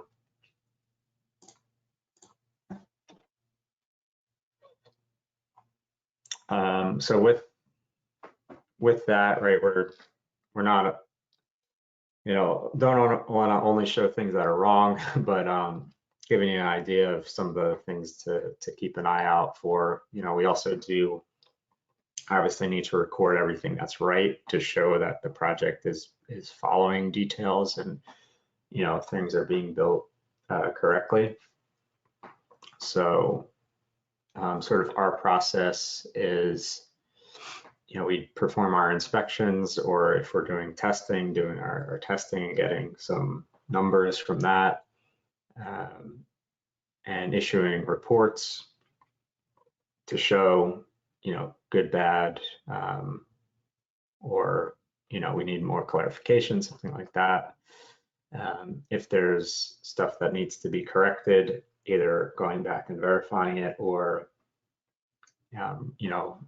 trusting photos from the contractor, and maintaining an ongoing issues log to keep track of items that are needing correction, so we don't lose sight of those. So our sort of our process usually take, an overview photo, a close range, and an up close photo. So to kind of show where we are in the building and what we're looking at. Sometimes the contractors can follow that as well. Not always, they have other stuff going on, but it's a good idea just to show, the general area and then maybe some more up close details if needed. A lot of project teams are using Procore, which is a website for submittals and document management. They might put photos on there or send them via email. Or if it's, something that needs an inspection, but it's kind of last minute and, we might not be able to get there in time, contractor can share photos that way as well, not only for something that needs remediation, but for something that is just going to happen and it's, the timeline might be a little bit tight. So the sort of outline of the reports, most companies, I think, do it fairly similarly. The dates that we were there, who was there, the weather, what we're looking at. In New York, we have energy code progress inspections required by the building department. So if we're doing that, we say which of those items we checked for. And if we're not doing the energy code inspections, or if it's an area that doesn't have this as a requirement, we basically use the same checklist of items and just, take out this table of references. So we're essentially still looking for the majority of the same criteria. And so kind of a typical report, showing the overview, you can see the air barrier and the insulation. You can see that, any gaps the installer is filling in with foam, thickness measurement of the insulation, and our little narrative of what we saw. And if there's any required follow-up of, if something needs to be corrected. Additional support when needed. So this is an example from the HVAC workshop of, a project team having particular difficulty with their in-unit ERV systems in terms of how the ductwork was getting installed and sealed.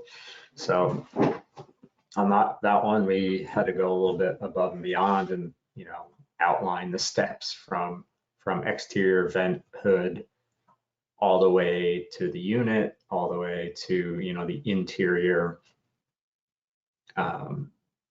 register locations, the 6 feet away, the washable filter, car dampers. So, hopefully it doesn't get to this level of, hand holding, so to speak. But, if projects are struggling, we will do the best that we can to really help them, understand the sequence. But, at some point, it's really up to the contractors and installers to take this stuff and, be doing it correctly.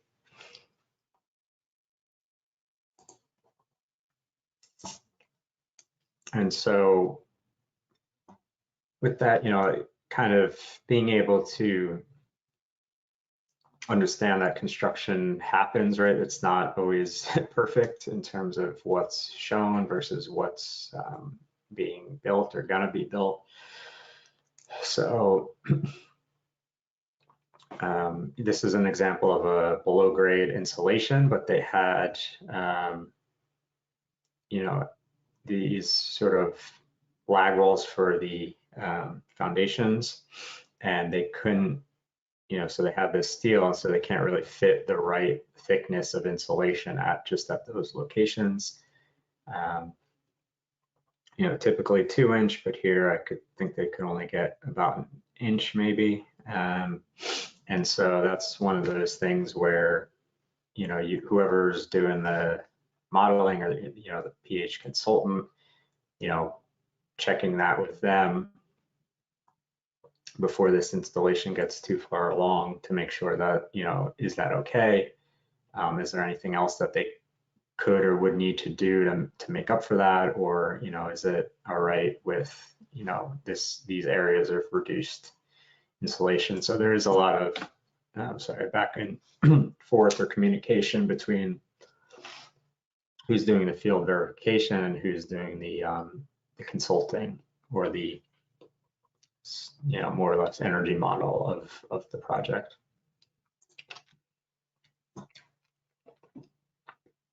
And so remedial work, like we kind of mentioned, either the inspector goes back and re-inspects it, or the contractor can provide photos. I think it depends on, I guess, the severity of the issue. If it was one little spot that needed, an extra piece of pipe insulation, you can probably rely on a photo for that. But if a whole wall of zip tape is really bad, that's probably something you want to be able to go back and really verify that they're doing correctly. And you also want to kind of establish a good relationship though with the contractor, especially before accepting photos. You kind of have to start to trust each other a little bit and know that they're going to send photos that they say they're going to, and also that they're going to be showing what needs to be corrected, and not just vague photos or something like that. So there's some trust that needs to happen there first.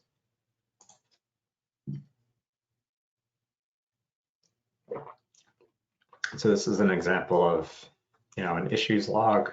This is what report it was in, the location, what was the problem,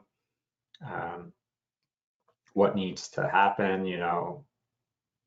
The contractor sent photos, or SWAT needs to come back and check it, who's responsible, and the date that it was either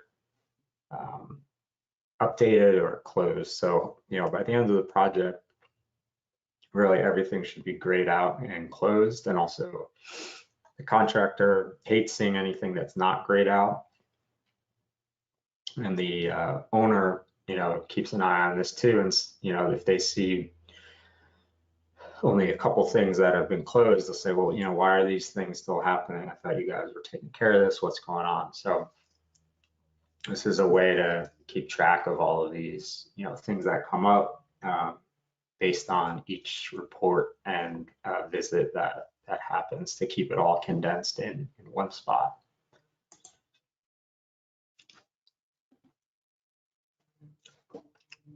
So a couple, warnings.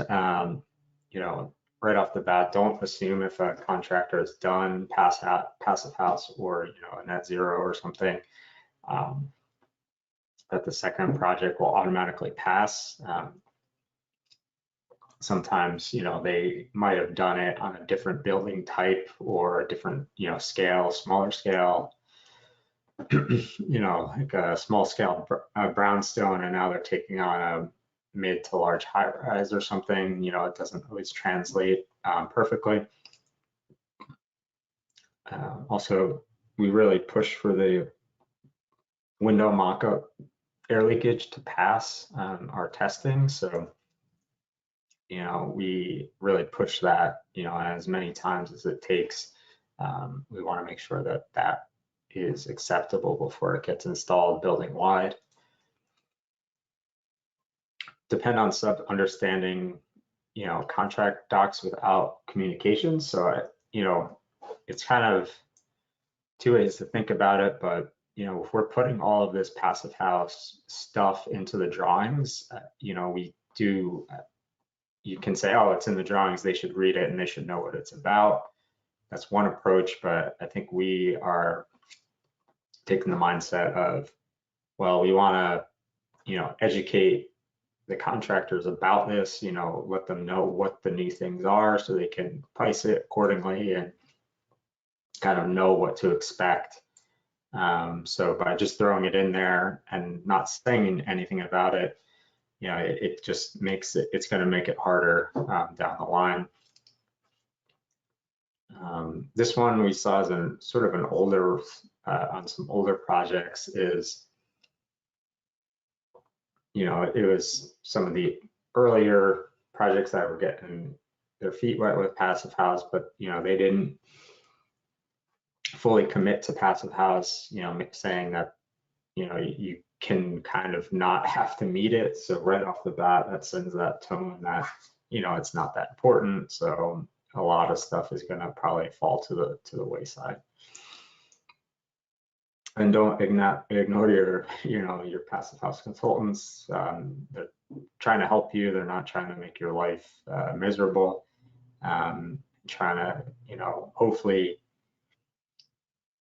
share their experiences with the team, so they, you know, from things that they've learned from other projects. So, you know, the feedback and the, you know, insights are trying to help the project team out. And so some of the things to do, insist on training for construction staff. So it's either our on-site training, or some even take the Passive House tradesperson course, or some other sort of formal Passive House training from FIAS or PHI. You know, the mock-ups and the windows, we stress that a lot to make sure that that is happening and passing.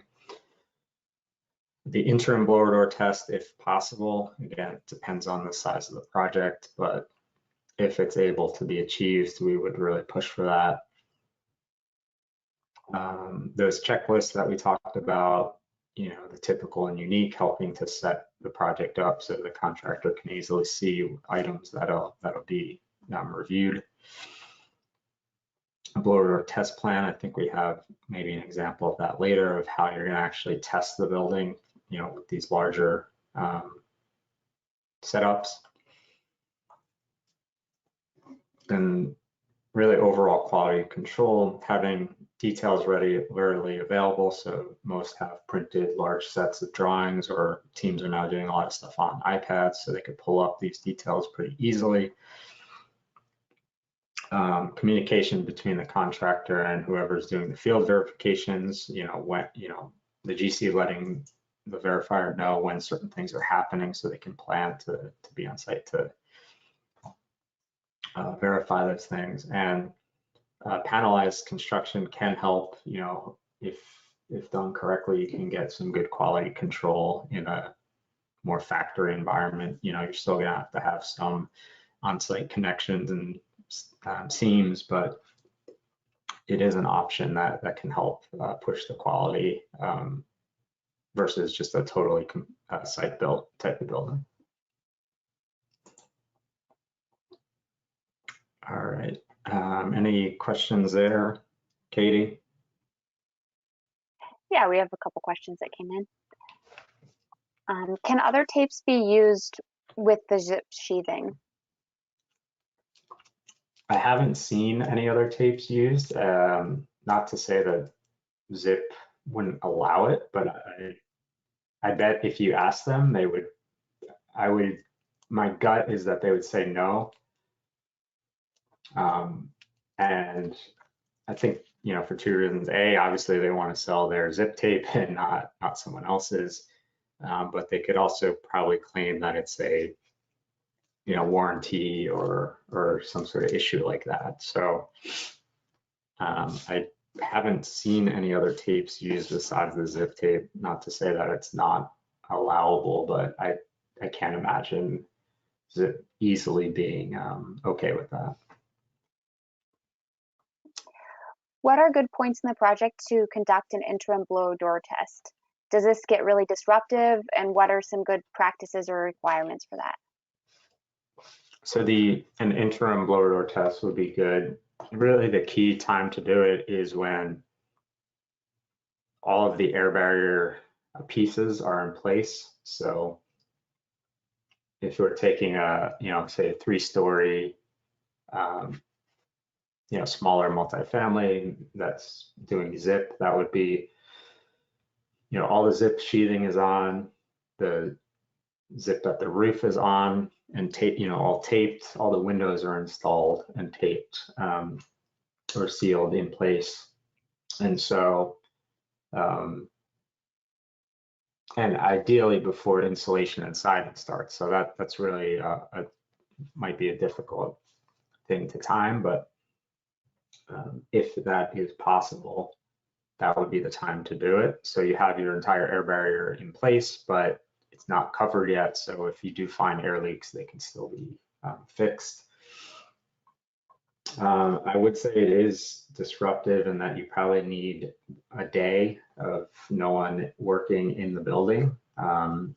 So, that might have to, the test might have to happen on a Saturday or something when, you can afford to have no one else at the site, because people coming in and out really mess with the test numbers. They can step on hoses and tubes, they can open windows, which sort of invalidates the whole test. So again, it's ideal to happen, but sometimes it can be difficult to actually pull off given all of those constraints. Okay. Each floor is isolated and a blower door test is taken on each floor. And then there is a whole building blower door test at the final. Is that correct? So the test on the floor is just, we usually only do that on one floor, and that's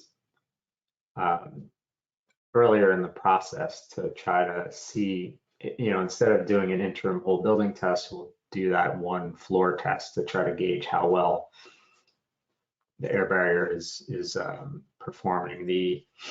Those tests aren't required or mandatory. It's just another way to check how they're doing along the way. The whole building test at the end is what's required. So there's the floor test is checking to make sure that they're on target when it comes to the final test. Do you know of any other companies to look at for panelization? I guess it depends on specifically what type of construction, but wood framed, I know there's Build Smart is one. And then some of the more traditional lumber companies, I know one we were seeing is a company called Turnkey. There's another one called, I think, Benton Wood or something like that. So a lot of there's a good amount on the wood frame side. The Build Smart is pretty good though. They kind of really get Passive House, and they have some pretty good standard systems and details that are, readily available. All right, I think we're gonna take a break there, and so we have time to finish up. So we'll take our 5-minute break now, and then we'll wrap up.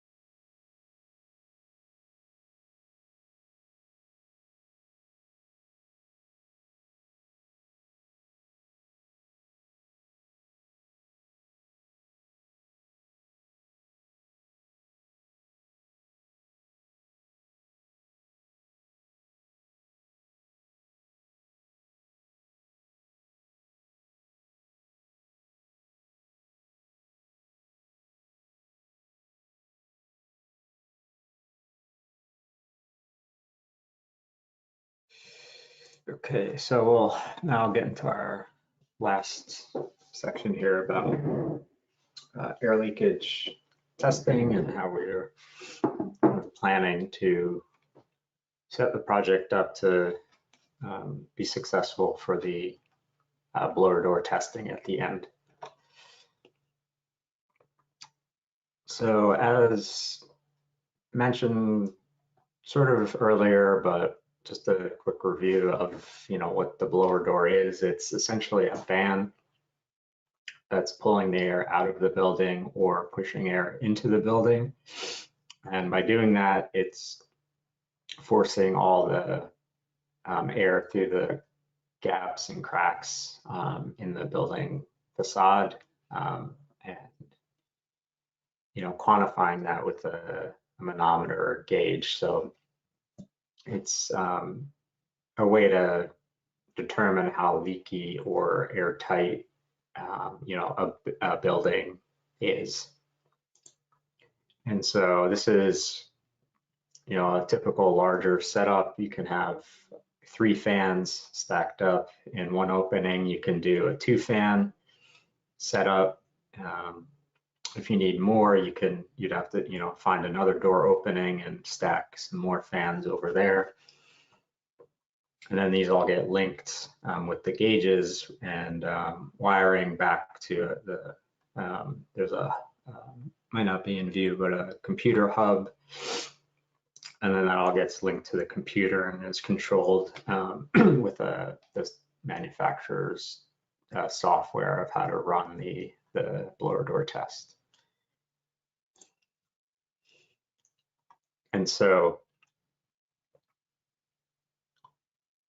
the requirement, it's easier to talk about it, I guess, in CFM per square foot, but for FIAS, but PHI has it as air changes per hour. So just knowing whichever your metric is and figuring out what your air leakage target is from there. It's actually for low rise, I think it's now 0.06 CFM for low rise FIAS, and then above that and non-combustible is they allow you a little bit more. And so, what does this mean? It's essentially about 20-mile-an-hour wind on all sides of the building. And it's, about 5 times tighter than what Energy Star even requires. So it's really a high level of air tightness that needs to be achieved. And there's 2 configurations, one which tests just the building envelope as is, and then one that tests it as it operates during the heating and cooling. So again, FIAS, as an example, requires both of these tests to be completed. So one test is the first test with everything taped, and the second test is essentially everything untaped except for the ERVs. That second test is going to be higher in terms of leakage, and that's what gets put into the energy model of what the actual air leakage is of the of the quote in operation building. So again, back to some of our hands-on stuff. If you saw in the other modules, we did have some hands-on videos of how we were applying air barriers or having systems installed. So this is sort of a piggyback on those of the actual testing aspect of those. So we had built a little blower door hut out of steel studs and exterior sheathing. We also had one similarly out of wood framing and zip in our little pitched roof. And then for CMU, we just had a little, wall built out of CMU to do some testing on CMU that was had no air barrier on, and then after a couple coats to see what the difference was. So this is our steel stud setup. Kind of fast forward it a little bit, but just getting the gauge set up, running the fan, getting our number. Depends on which manufacturer you use. There's two main manufacturers of the testing equipment, and this is one of their older gauges. They also do have a newer gauge that came out that we're starting to use that too, so that changes slightly how it's, the buttons to push and where the tubes go, but it's more or less measuring the same thing. So this is our first test. We just have the sheathing on the studs, none of the foundation is sealed. The window is just, roughed in pretty tight, or not that tight actually, just kind of in there with some backer rod, and we're running our test to get an initial number. So on that, at 50 pascals, we're at 1144, which is pretty bad, especially because it's such a small building, but it kind of makes sense. Nothing was sealed. We have seams and gaps everywhere, and it was just our testing number to see what it was, so we could understand how tight we could seal it and get it down. So this is our, with that running, searching for air leaks, obviously at areas where we know they're going to be. This is gap between two of the sheathing panels. You can see the fog getting kind of pulled in there pretty easily between those gaps.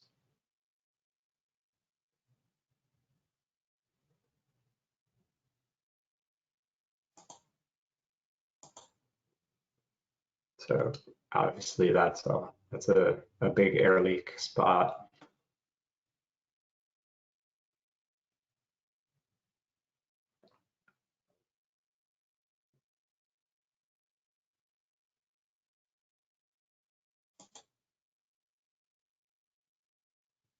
So, I mean, these are kind of all expected, but just kind of showing the areas visually that we know where the air leaks are coming from. Another spot is obviously this connection down here, the sheathing to what we'll call our foundation connection. This is a pretty critical juncture on projects to get right. You can see it's pulling pretty hard from there. And the more in construction, how this is out of tolerance, if the sheathing is overhanging or inset, it's gonna be a lot worse versus if it's really kind of a more tight joint. Either way, you have to seal it, but the more it overhangs, the worse it's gonna be. And then this is up at our our simulated roof connection, obviously pulling pretty hard. We're just simulating it, but it's a pretty sizable gap there that's pulling in a lot of air.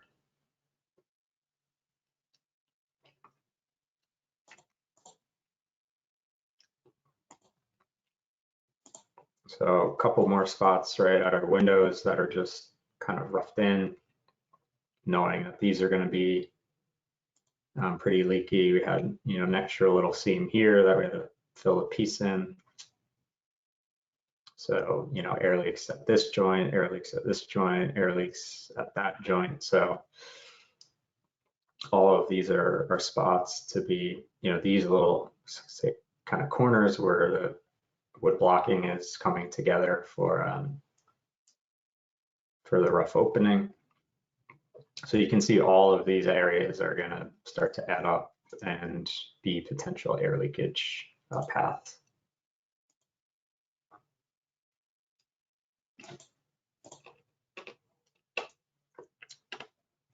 And so we were kind of curious just to see what happened if we did only sealed the seams and what kind of impact that had. So here we just did the seams with our two systems. One was the kind of a rain screen side, and this side is going to be our ephes side. So just doing the seams and the foundation connection, also up at the roof line to see what kind of impact that would have. So just doing that brought it down to 189, which is pretty impressive, right? That it's come down that much from our original of 1143 by doing just the seams. So obviously getting much better, but for I'll call it a building of this size, that's still even way too high for a passive house level of air sealing. But just to show the how much bang you're getting from those big gap areas. And so then we did the final conditions of the full air barrier on everywhere, connecting up the roof. The window is installed and caulked. The two systems are overlapping each other and fully sealed. And so we have a pretty tight box. Really one of our weak points was actually this simulated connection to the floor, these concrete pavers that were supposed to be the concrete foundation. We were actually getting leakage through there, so we sealed that. And also our little access door, so when this was out, taping around that so we weren't getting leakage through these seams as well. So after all that, the steel stud project, we'll call it, was down at 3.7 CFM. Could have we kept sealing and going further? Probably, but we were meeting the FIAS air tightness target, so we felt pretty good about that, and didn't see the need to keep pushing it to go lower. At that point, it's a little bit of diminishing returns, but starting at over 1,000 and getting it down to 3.7, it kind of conveys that, yeah, this was a simple little project, but it's definitely possible to get to these tight levels of air tightness. And also when it was sealed this tight and I was in there running the test, you could definitely feel the difference. It was after a while it gets kind of hard to breathe in there because it's so tight and there's not much air exchange. So you can noticeably feel the difference of when it's getting to these really tight levels. So then we'll look at our test on the CMU. These are some typical CMU details from a project, and they pretty much all have an air barrier called out on the wall. And then this is above grade and connecting around and down to a below grade waterproofing membrane. So our initial test was just on CMU itself. I think it's a little bit unclear. You might, it's a block wall, it should be pretty good. There shouldn't be much air leakage through it. It's, pretty solid. But really it's not. And a lot of leakage is coming through the mortar joints and then potentially even through the block itself. So what we did is we hooked up our duct testing machine and just sectioned off a little area, totally sealed around the entire perimeter of it, so any leakage that we're getting would be coming through the block itself, and then did a little video of the other side of the wall to kind of see what we could see in terms of putting some fog into it. So you can see it's starting to come out here pretty easily. So it's coming out over here, some out of the bottom.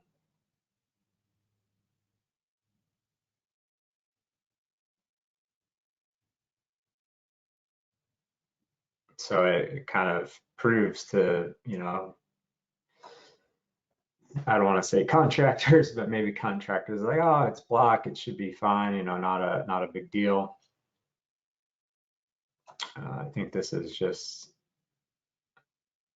a little bit slower maybe, or another view of it. Yeah, zooming in.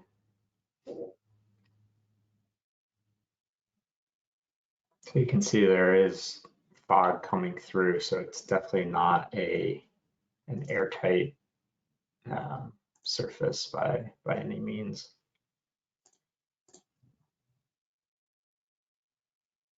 So with that, our first test, we were getting 2.88, just about 3 CFM, and you know, on a pretty small area of block there.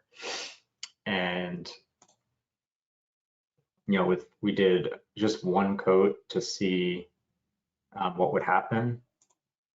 And you know, for this particular product, you really do, the manufacturer calls for 2 coats, but with 1 coat, even we saw that essentially nothing was really coming through. We couldn't see any noticeable fog, you know, making its way through like we did on the first one. So it kind of goes to show that even, not that you should do just the 1 coat, but just the 1 coat is actually doing a significant amount. So after that, it was down to a fraction of a, you know, CFM.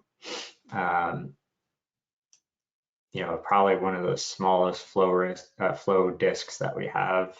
It's like you know, the opening is about the size of maybe a pencil tip or something. So you can see that, you know, going from just about 3 CFM to a fraction of the CFM from just the 1 coat is obviously making a huge difference in airtightness.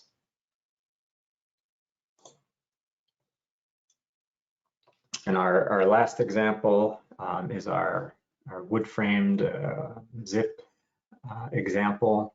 So this is the newer gauge that we're using. And similarly, we did a test in at rough stage, you know, the window just in and some backer on there, the foundation not sealed, the roofing stuff not sealed. And that was at 1,089. So again, pretty leaky, not very good, but we knew that going in. We just wanted to get a baseline of how, where we were starting from. And so on this one, I don't think we did a seams only approach to see the difference. We just went all in for it. So in the previous webinar, we showed each of these steps of how these, you know, tapes get applied at an outside corner, at, you know, how the rough opening gets treated, the window goes in, is getting sealed, you know, how we kind of struggled with this area, you know, a sloped overhang with tape, and that the liquid on this section was much easier to do. Some of these, you know, gaskets for, you know, pipe or wire penetration. This what we'll call monopoly framing, where all of this taping and stuff is done before, you know, extra overhangs are added on. Similar foundation sealing, and we had to do some extra taping because it was a little bit leaky at the floor. Sealing around our fan when we did the test, sealing around our temporary access door. And we, you know, all of the fasteners that weren't already covered, we had hit those with the liquid as well. So this is the full kind of sealing effort in place. So, you know, if possible on a building, this is when you would do your interim blower door test. But again, it's not always feasible based on timeline and schedule to have a building in this stage without insulation and siding and stuff starting right away after. So it's kind of a timing issue. So with that, you know, we didn't do as good as we did on the wood one. We got it down to 7.1 CFM, but again, that we did the math, we are still meeting our FIAS target of 0.06 CFM per square foot of enclosure area. Again, we probably could have spent more time getting a couple more CFM, but we called it a day and met at the target that we needed. And so these are all these results just in one spot.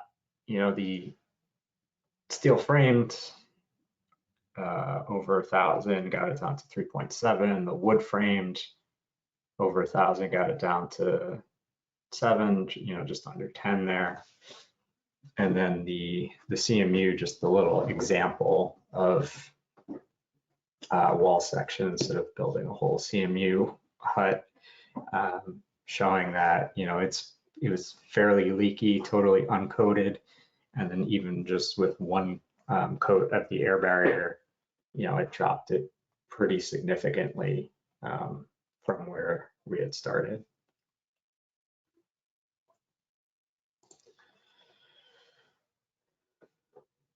So,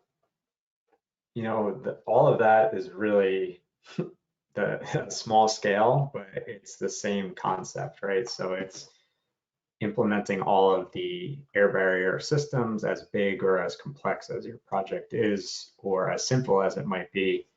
All of that, right, is gearing up for this whole building test at the end. So this is, again, an example of, a 3-fan setup. This is when we're pressurizing the building, so blowing the air into the building. This doorway was actually a little bit taller than normal, so we had to build a little frame out of wood and some plastic corrugated material there to block that area because the frame wasn't big enough. So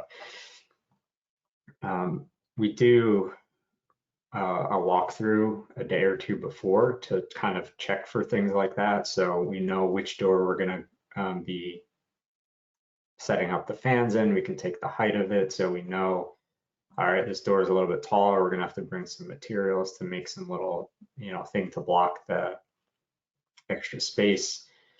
Sometimes the door closers are in the way, so you have to usually ask the contractor to disconnect those or take those off, so they, we don't want to break it, so they can do that for us. And the ERVs, taping those off for the tests, you can do that. So just making sure, assigning that responsibility as the mechanical contractor doing it.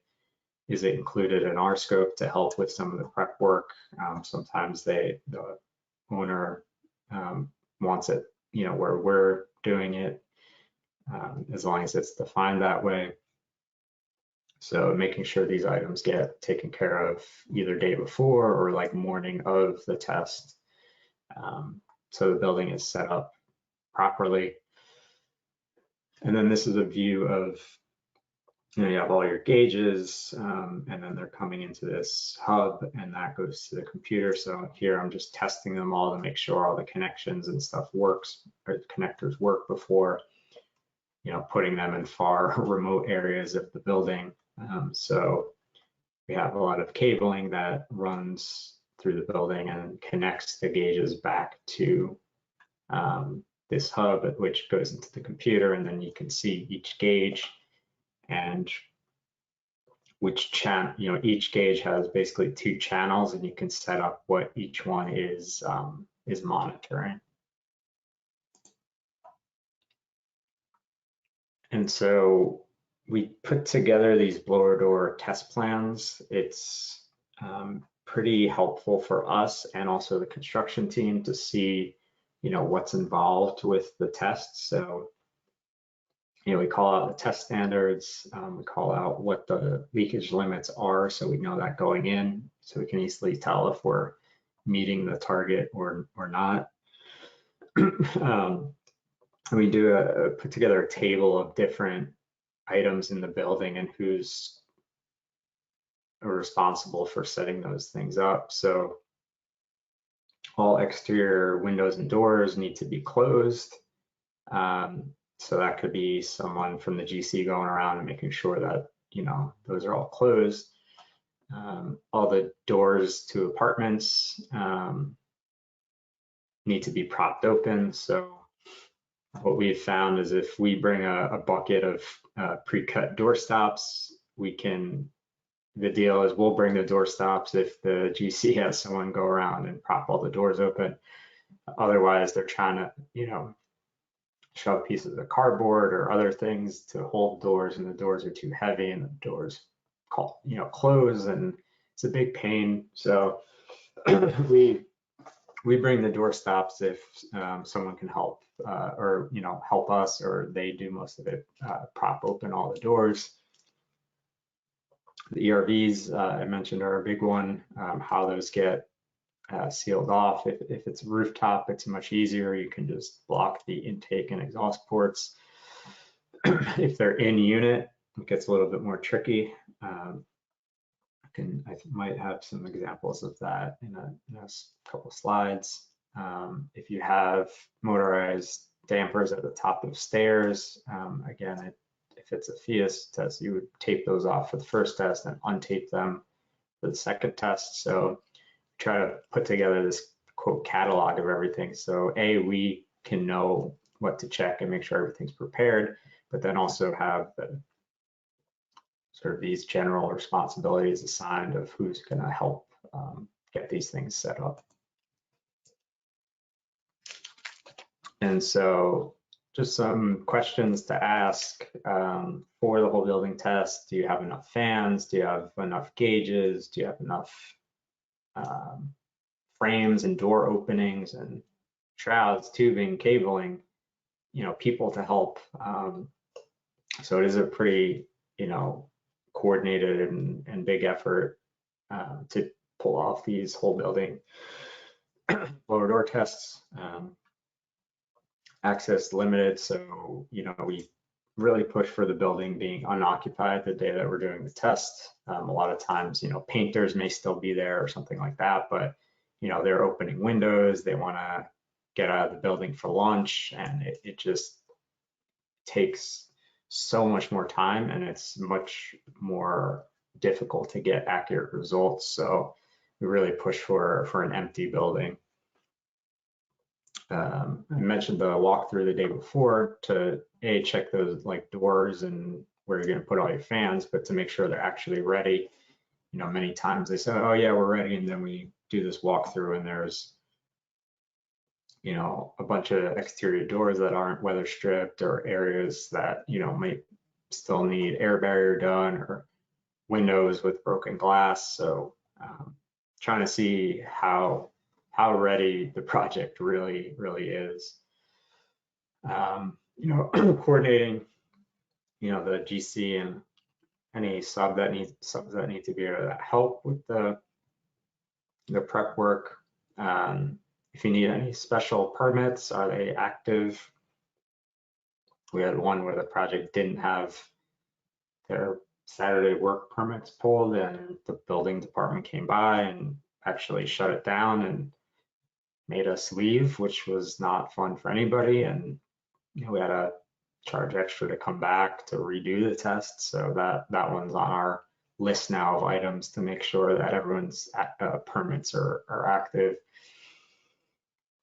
And then obviously COVID concerns, we had a protocol of, you know, having the building air out for at least 48 hours. So that would put a lot of our tests on Monday. I think that's relaxed now to 12 hours. You know, the building should be unoccupied for that long. So as long as, you know, people are leaving at the end of the normal workday, and then we would come the next day to do the tests, we should be all right with that, meeting that air out period. So some of the prep work, you know, we have the joy of doing. So this was a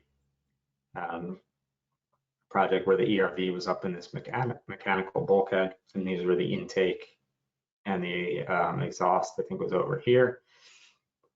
You know, so we had to coordinate having a ladder that was tall enough, having the fall protection gear and all that stuff to, you know, be working on these safely, right? But, you know, planning for the material that we needed to block it off and tape it so it wouldn't, you know, come off on the test. So there is, again, a lot of sort of planning for this that needs to take place. If you have an ERV that's a little bit more easily accessible, you know, you just kind of seal it all up. This one, the project felt like they needed to go above and beyond and wrap the whole thing. You don't really need to do that. You can just wrap the ends, or one project was like, look, it has a motorized damper that's closed. I don't even feel like wasting time taping these off, so that was kind of up to them. But it can help you, you know, if you're at least taking off those ports. The in-unit ERVs can be more tricky. It depends on the manufacturer. So this one, you can open it, and these are the exterior ports, and you can tape, you know, right in here.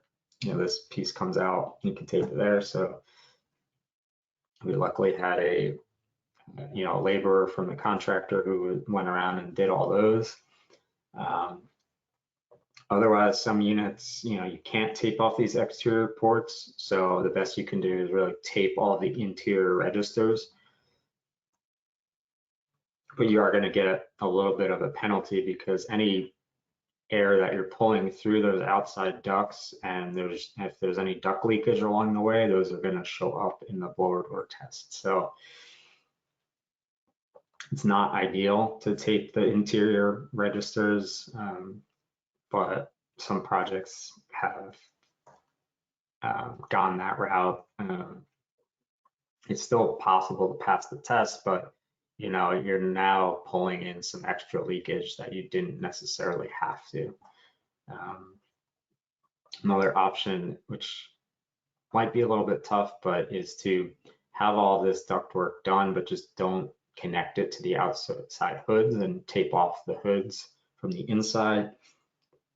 And then after the test is done, untape it and connect these exterior ports. So there's a couple different potential options, but it's good to, like, this is probably the easiest. You know, you might get a little leakage through these exterior runs, but at least they're kind of limited, and they should be fairly short, versus taping the interior or trying to leave those ports disconnected.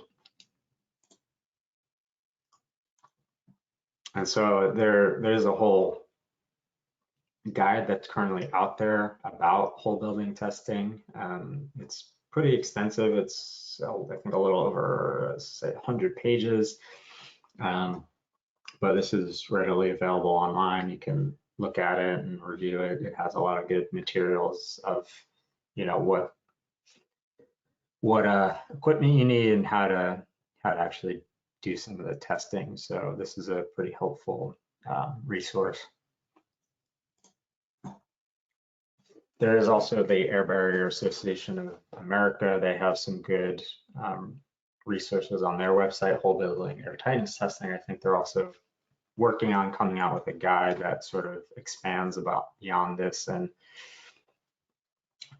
you know, talks more about some more current codes and air leakage metrics. So I think that's kind of coming soon from them.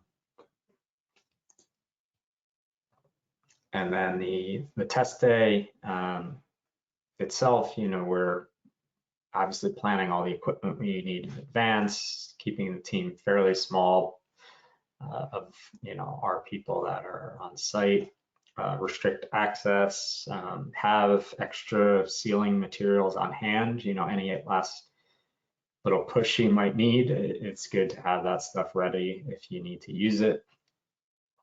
And, you know, a couple of laborers or someone that can help with, you know, any of this last minute sealing that might need to take place. And this is a, you know, a view of the software. You know, the average of pressurization, depressurization, what the flow rate is, and all of the data points that you've taken. And so these are some of our successful blower door tests. We've had a couple more as well. So to show, it is definitely possible to be meeting these levels of air tightness on projects. All of those inspections and window mock-ups and all that stuff along the way is really gearing up to be successful on this whole building test.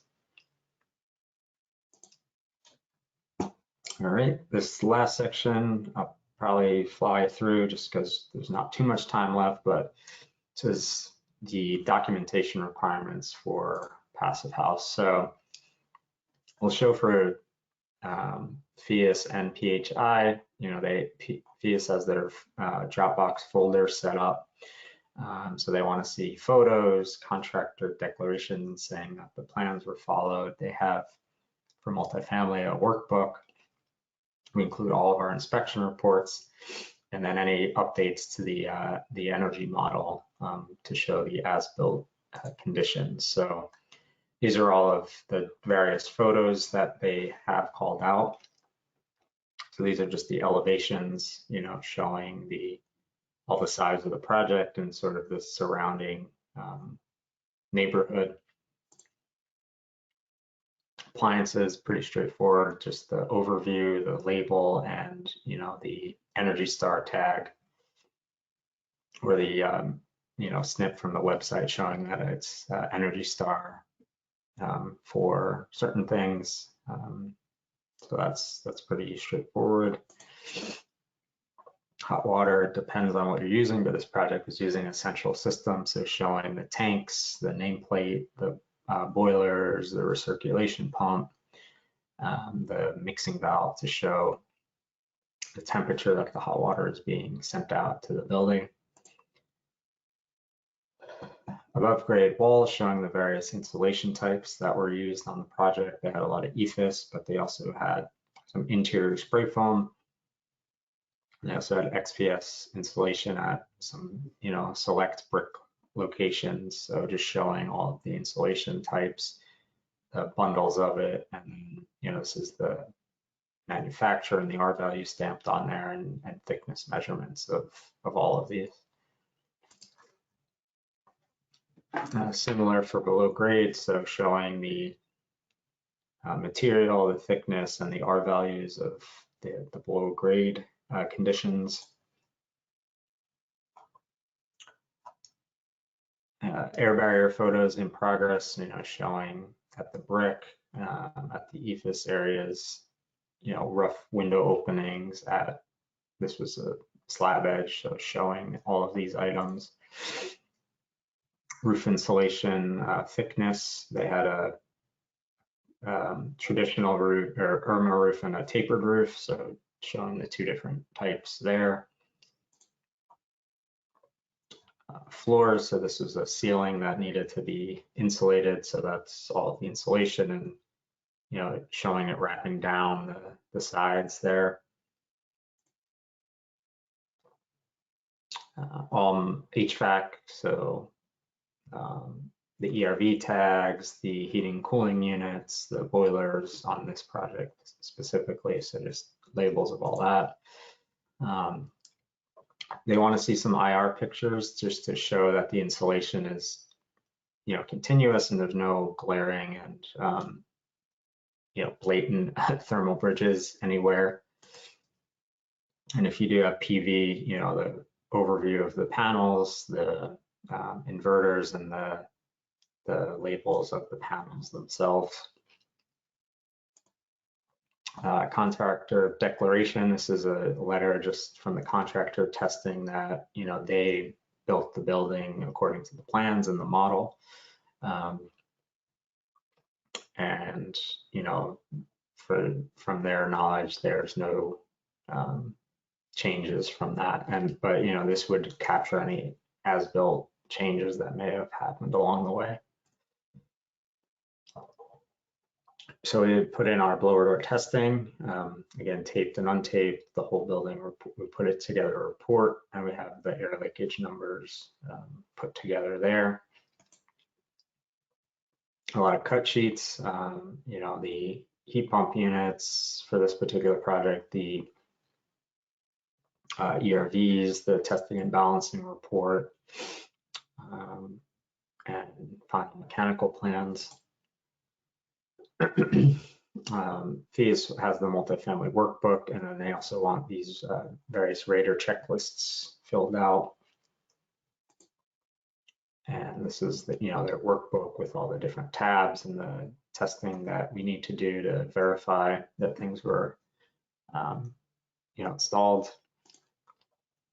And then a lot of our field reports, or basically all of our field reports, with you know, if the architect's doing field reports, we would also include those potentially as well.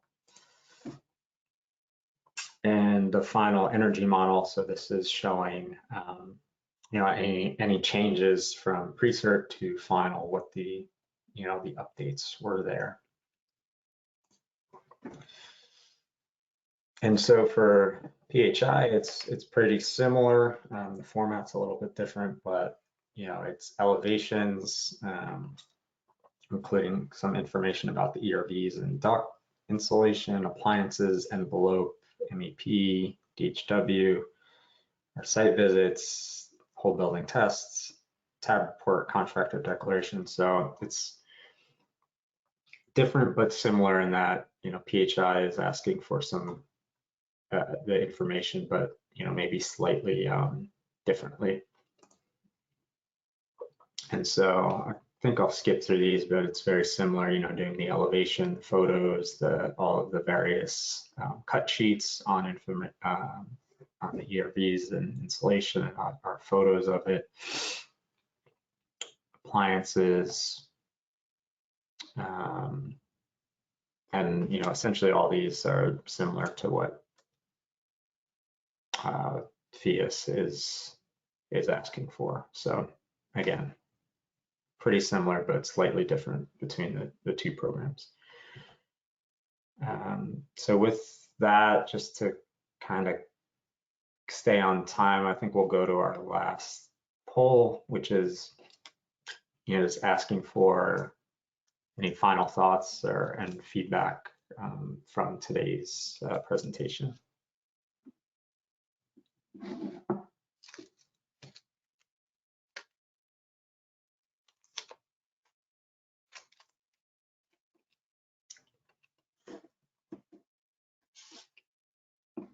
Educated, organized.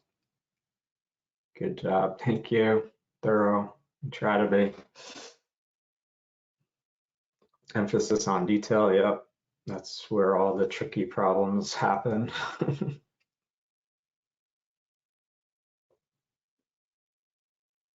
You need a dedicated team. Yep. That's a good one.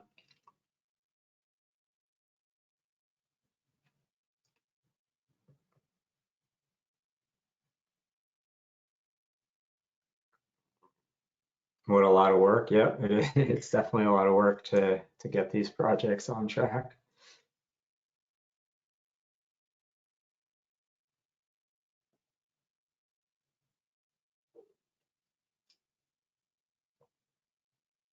Special QC, someone needs to understand what they're going to be looking at.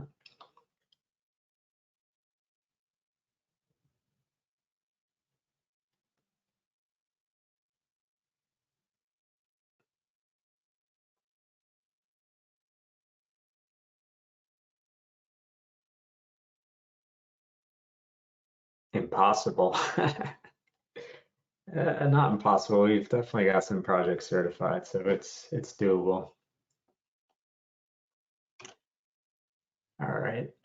So Katie, maybe we'll take, you know, one or two questions if any more have come in. Yeah, I have some good ones here. Where do you see the biggest impact is for existing buildings to convert to passive house, other than doors, windows, and HVAC system? Well, really, kind of have to take a larger approach, and it's almost you have to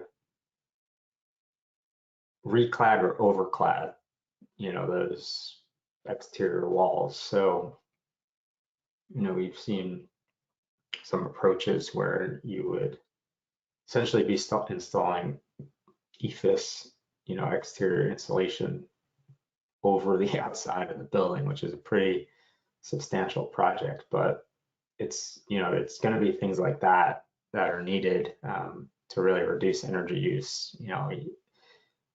Trying to do a retrofit and just doing windows and doors and HVAC is, it's not going to be enough to really get the reductions that are needed. It's going to have to go beyond that and take some larger building envelope changes. So there are some resources out there of options that can be taken, but it's going to be more intense than just some simple upgrades.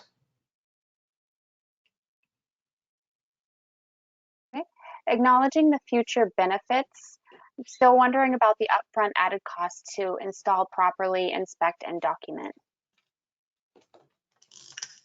Yeah, the upfront cost is always a question that kind of pops up. It kind of depends on a couple things, but really the main baseline is, or question is, what is the base building that the owner is doing?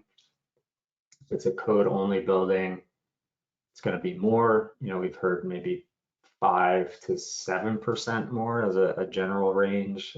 If it's a Energy Star, or there was a study done by an architecture firm in New York.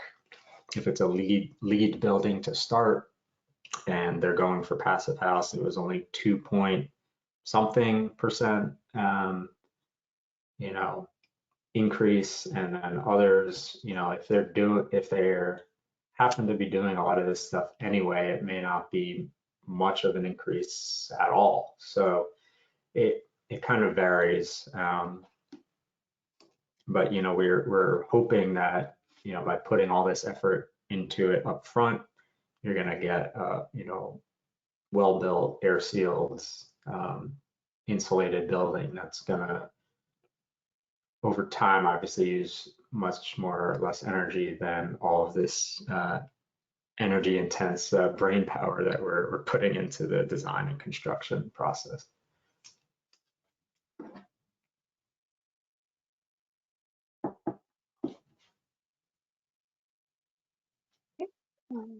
Did you want to take one more, or? Yeah, we'll do one more and then maybe stop there. How critical is the blower door test to convert existing buildings to passive house? So for existing buildings through PHI, there's an option called EnterFit, which is their retrofit pathway. And the blower door target is a little bit relaxed. Instead of 0.6 air changes, it's 1.0 air changes, but you have to show substantial effort was made to achieve the 0.6, but you can be at 1.0 ultimately, but you have to show that you put in the effort. So the blower door number is there, but it's a little bit relaxed. But any of the passive house programs require that you meet the blower door target. It's one of the mandatory requirements of the programs, and either you make it or you don't. So there's no there's no kind of way around that one.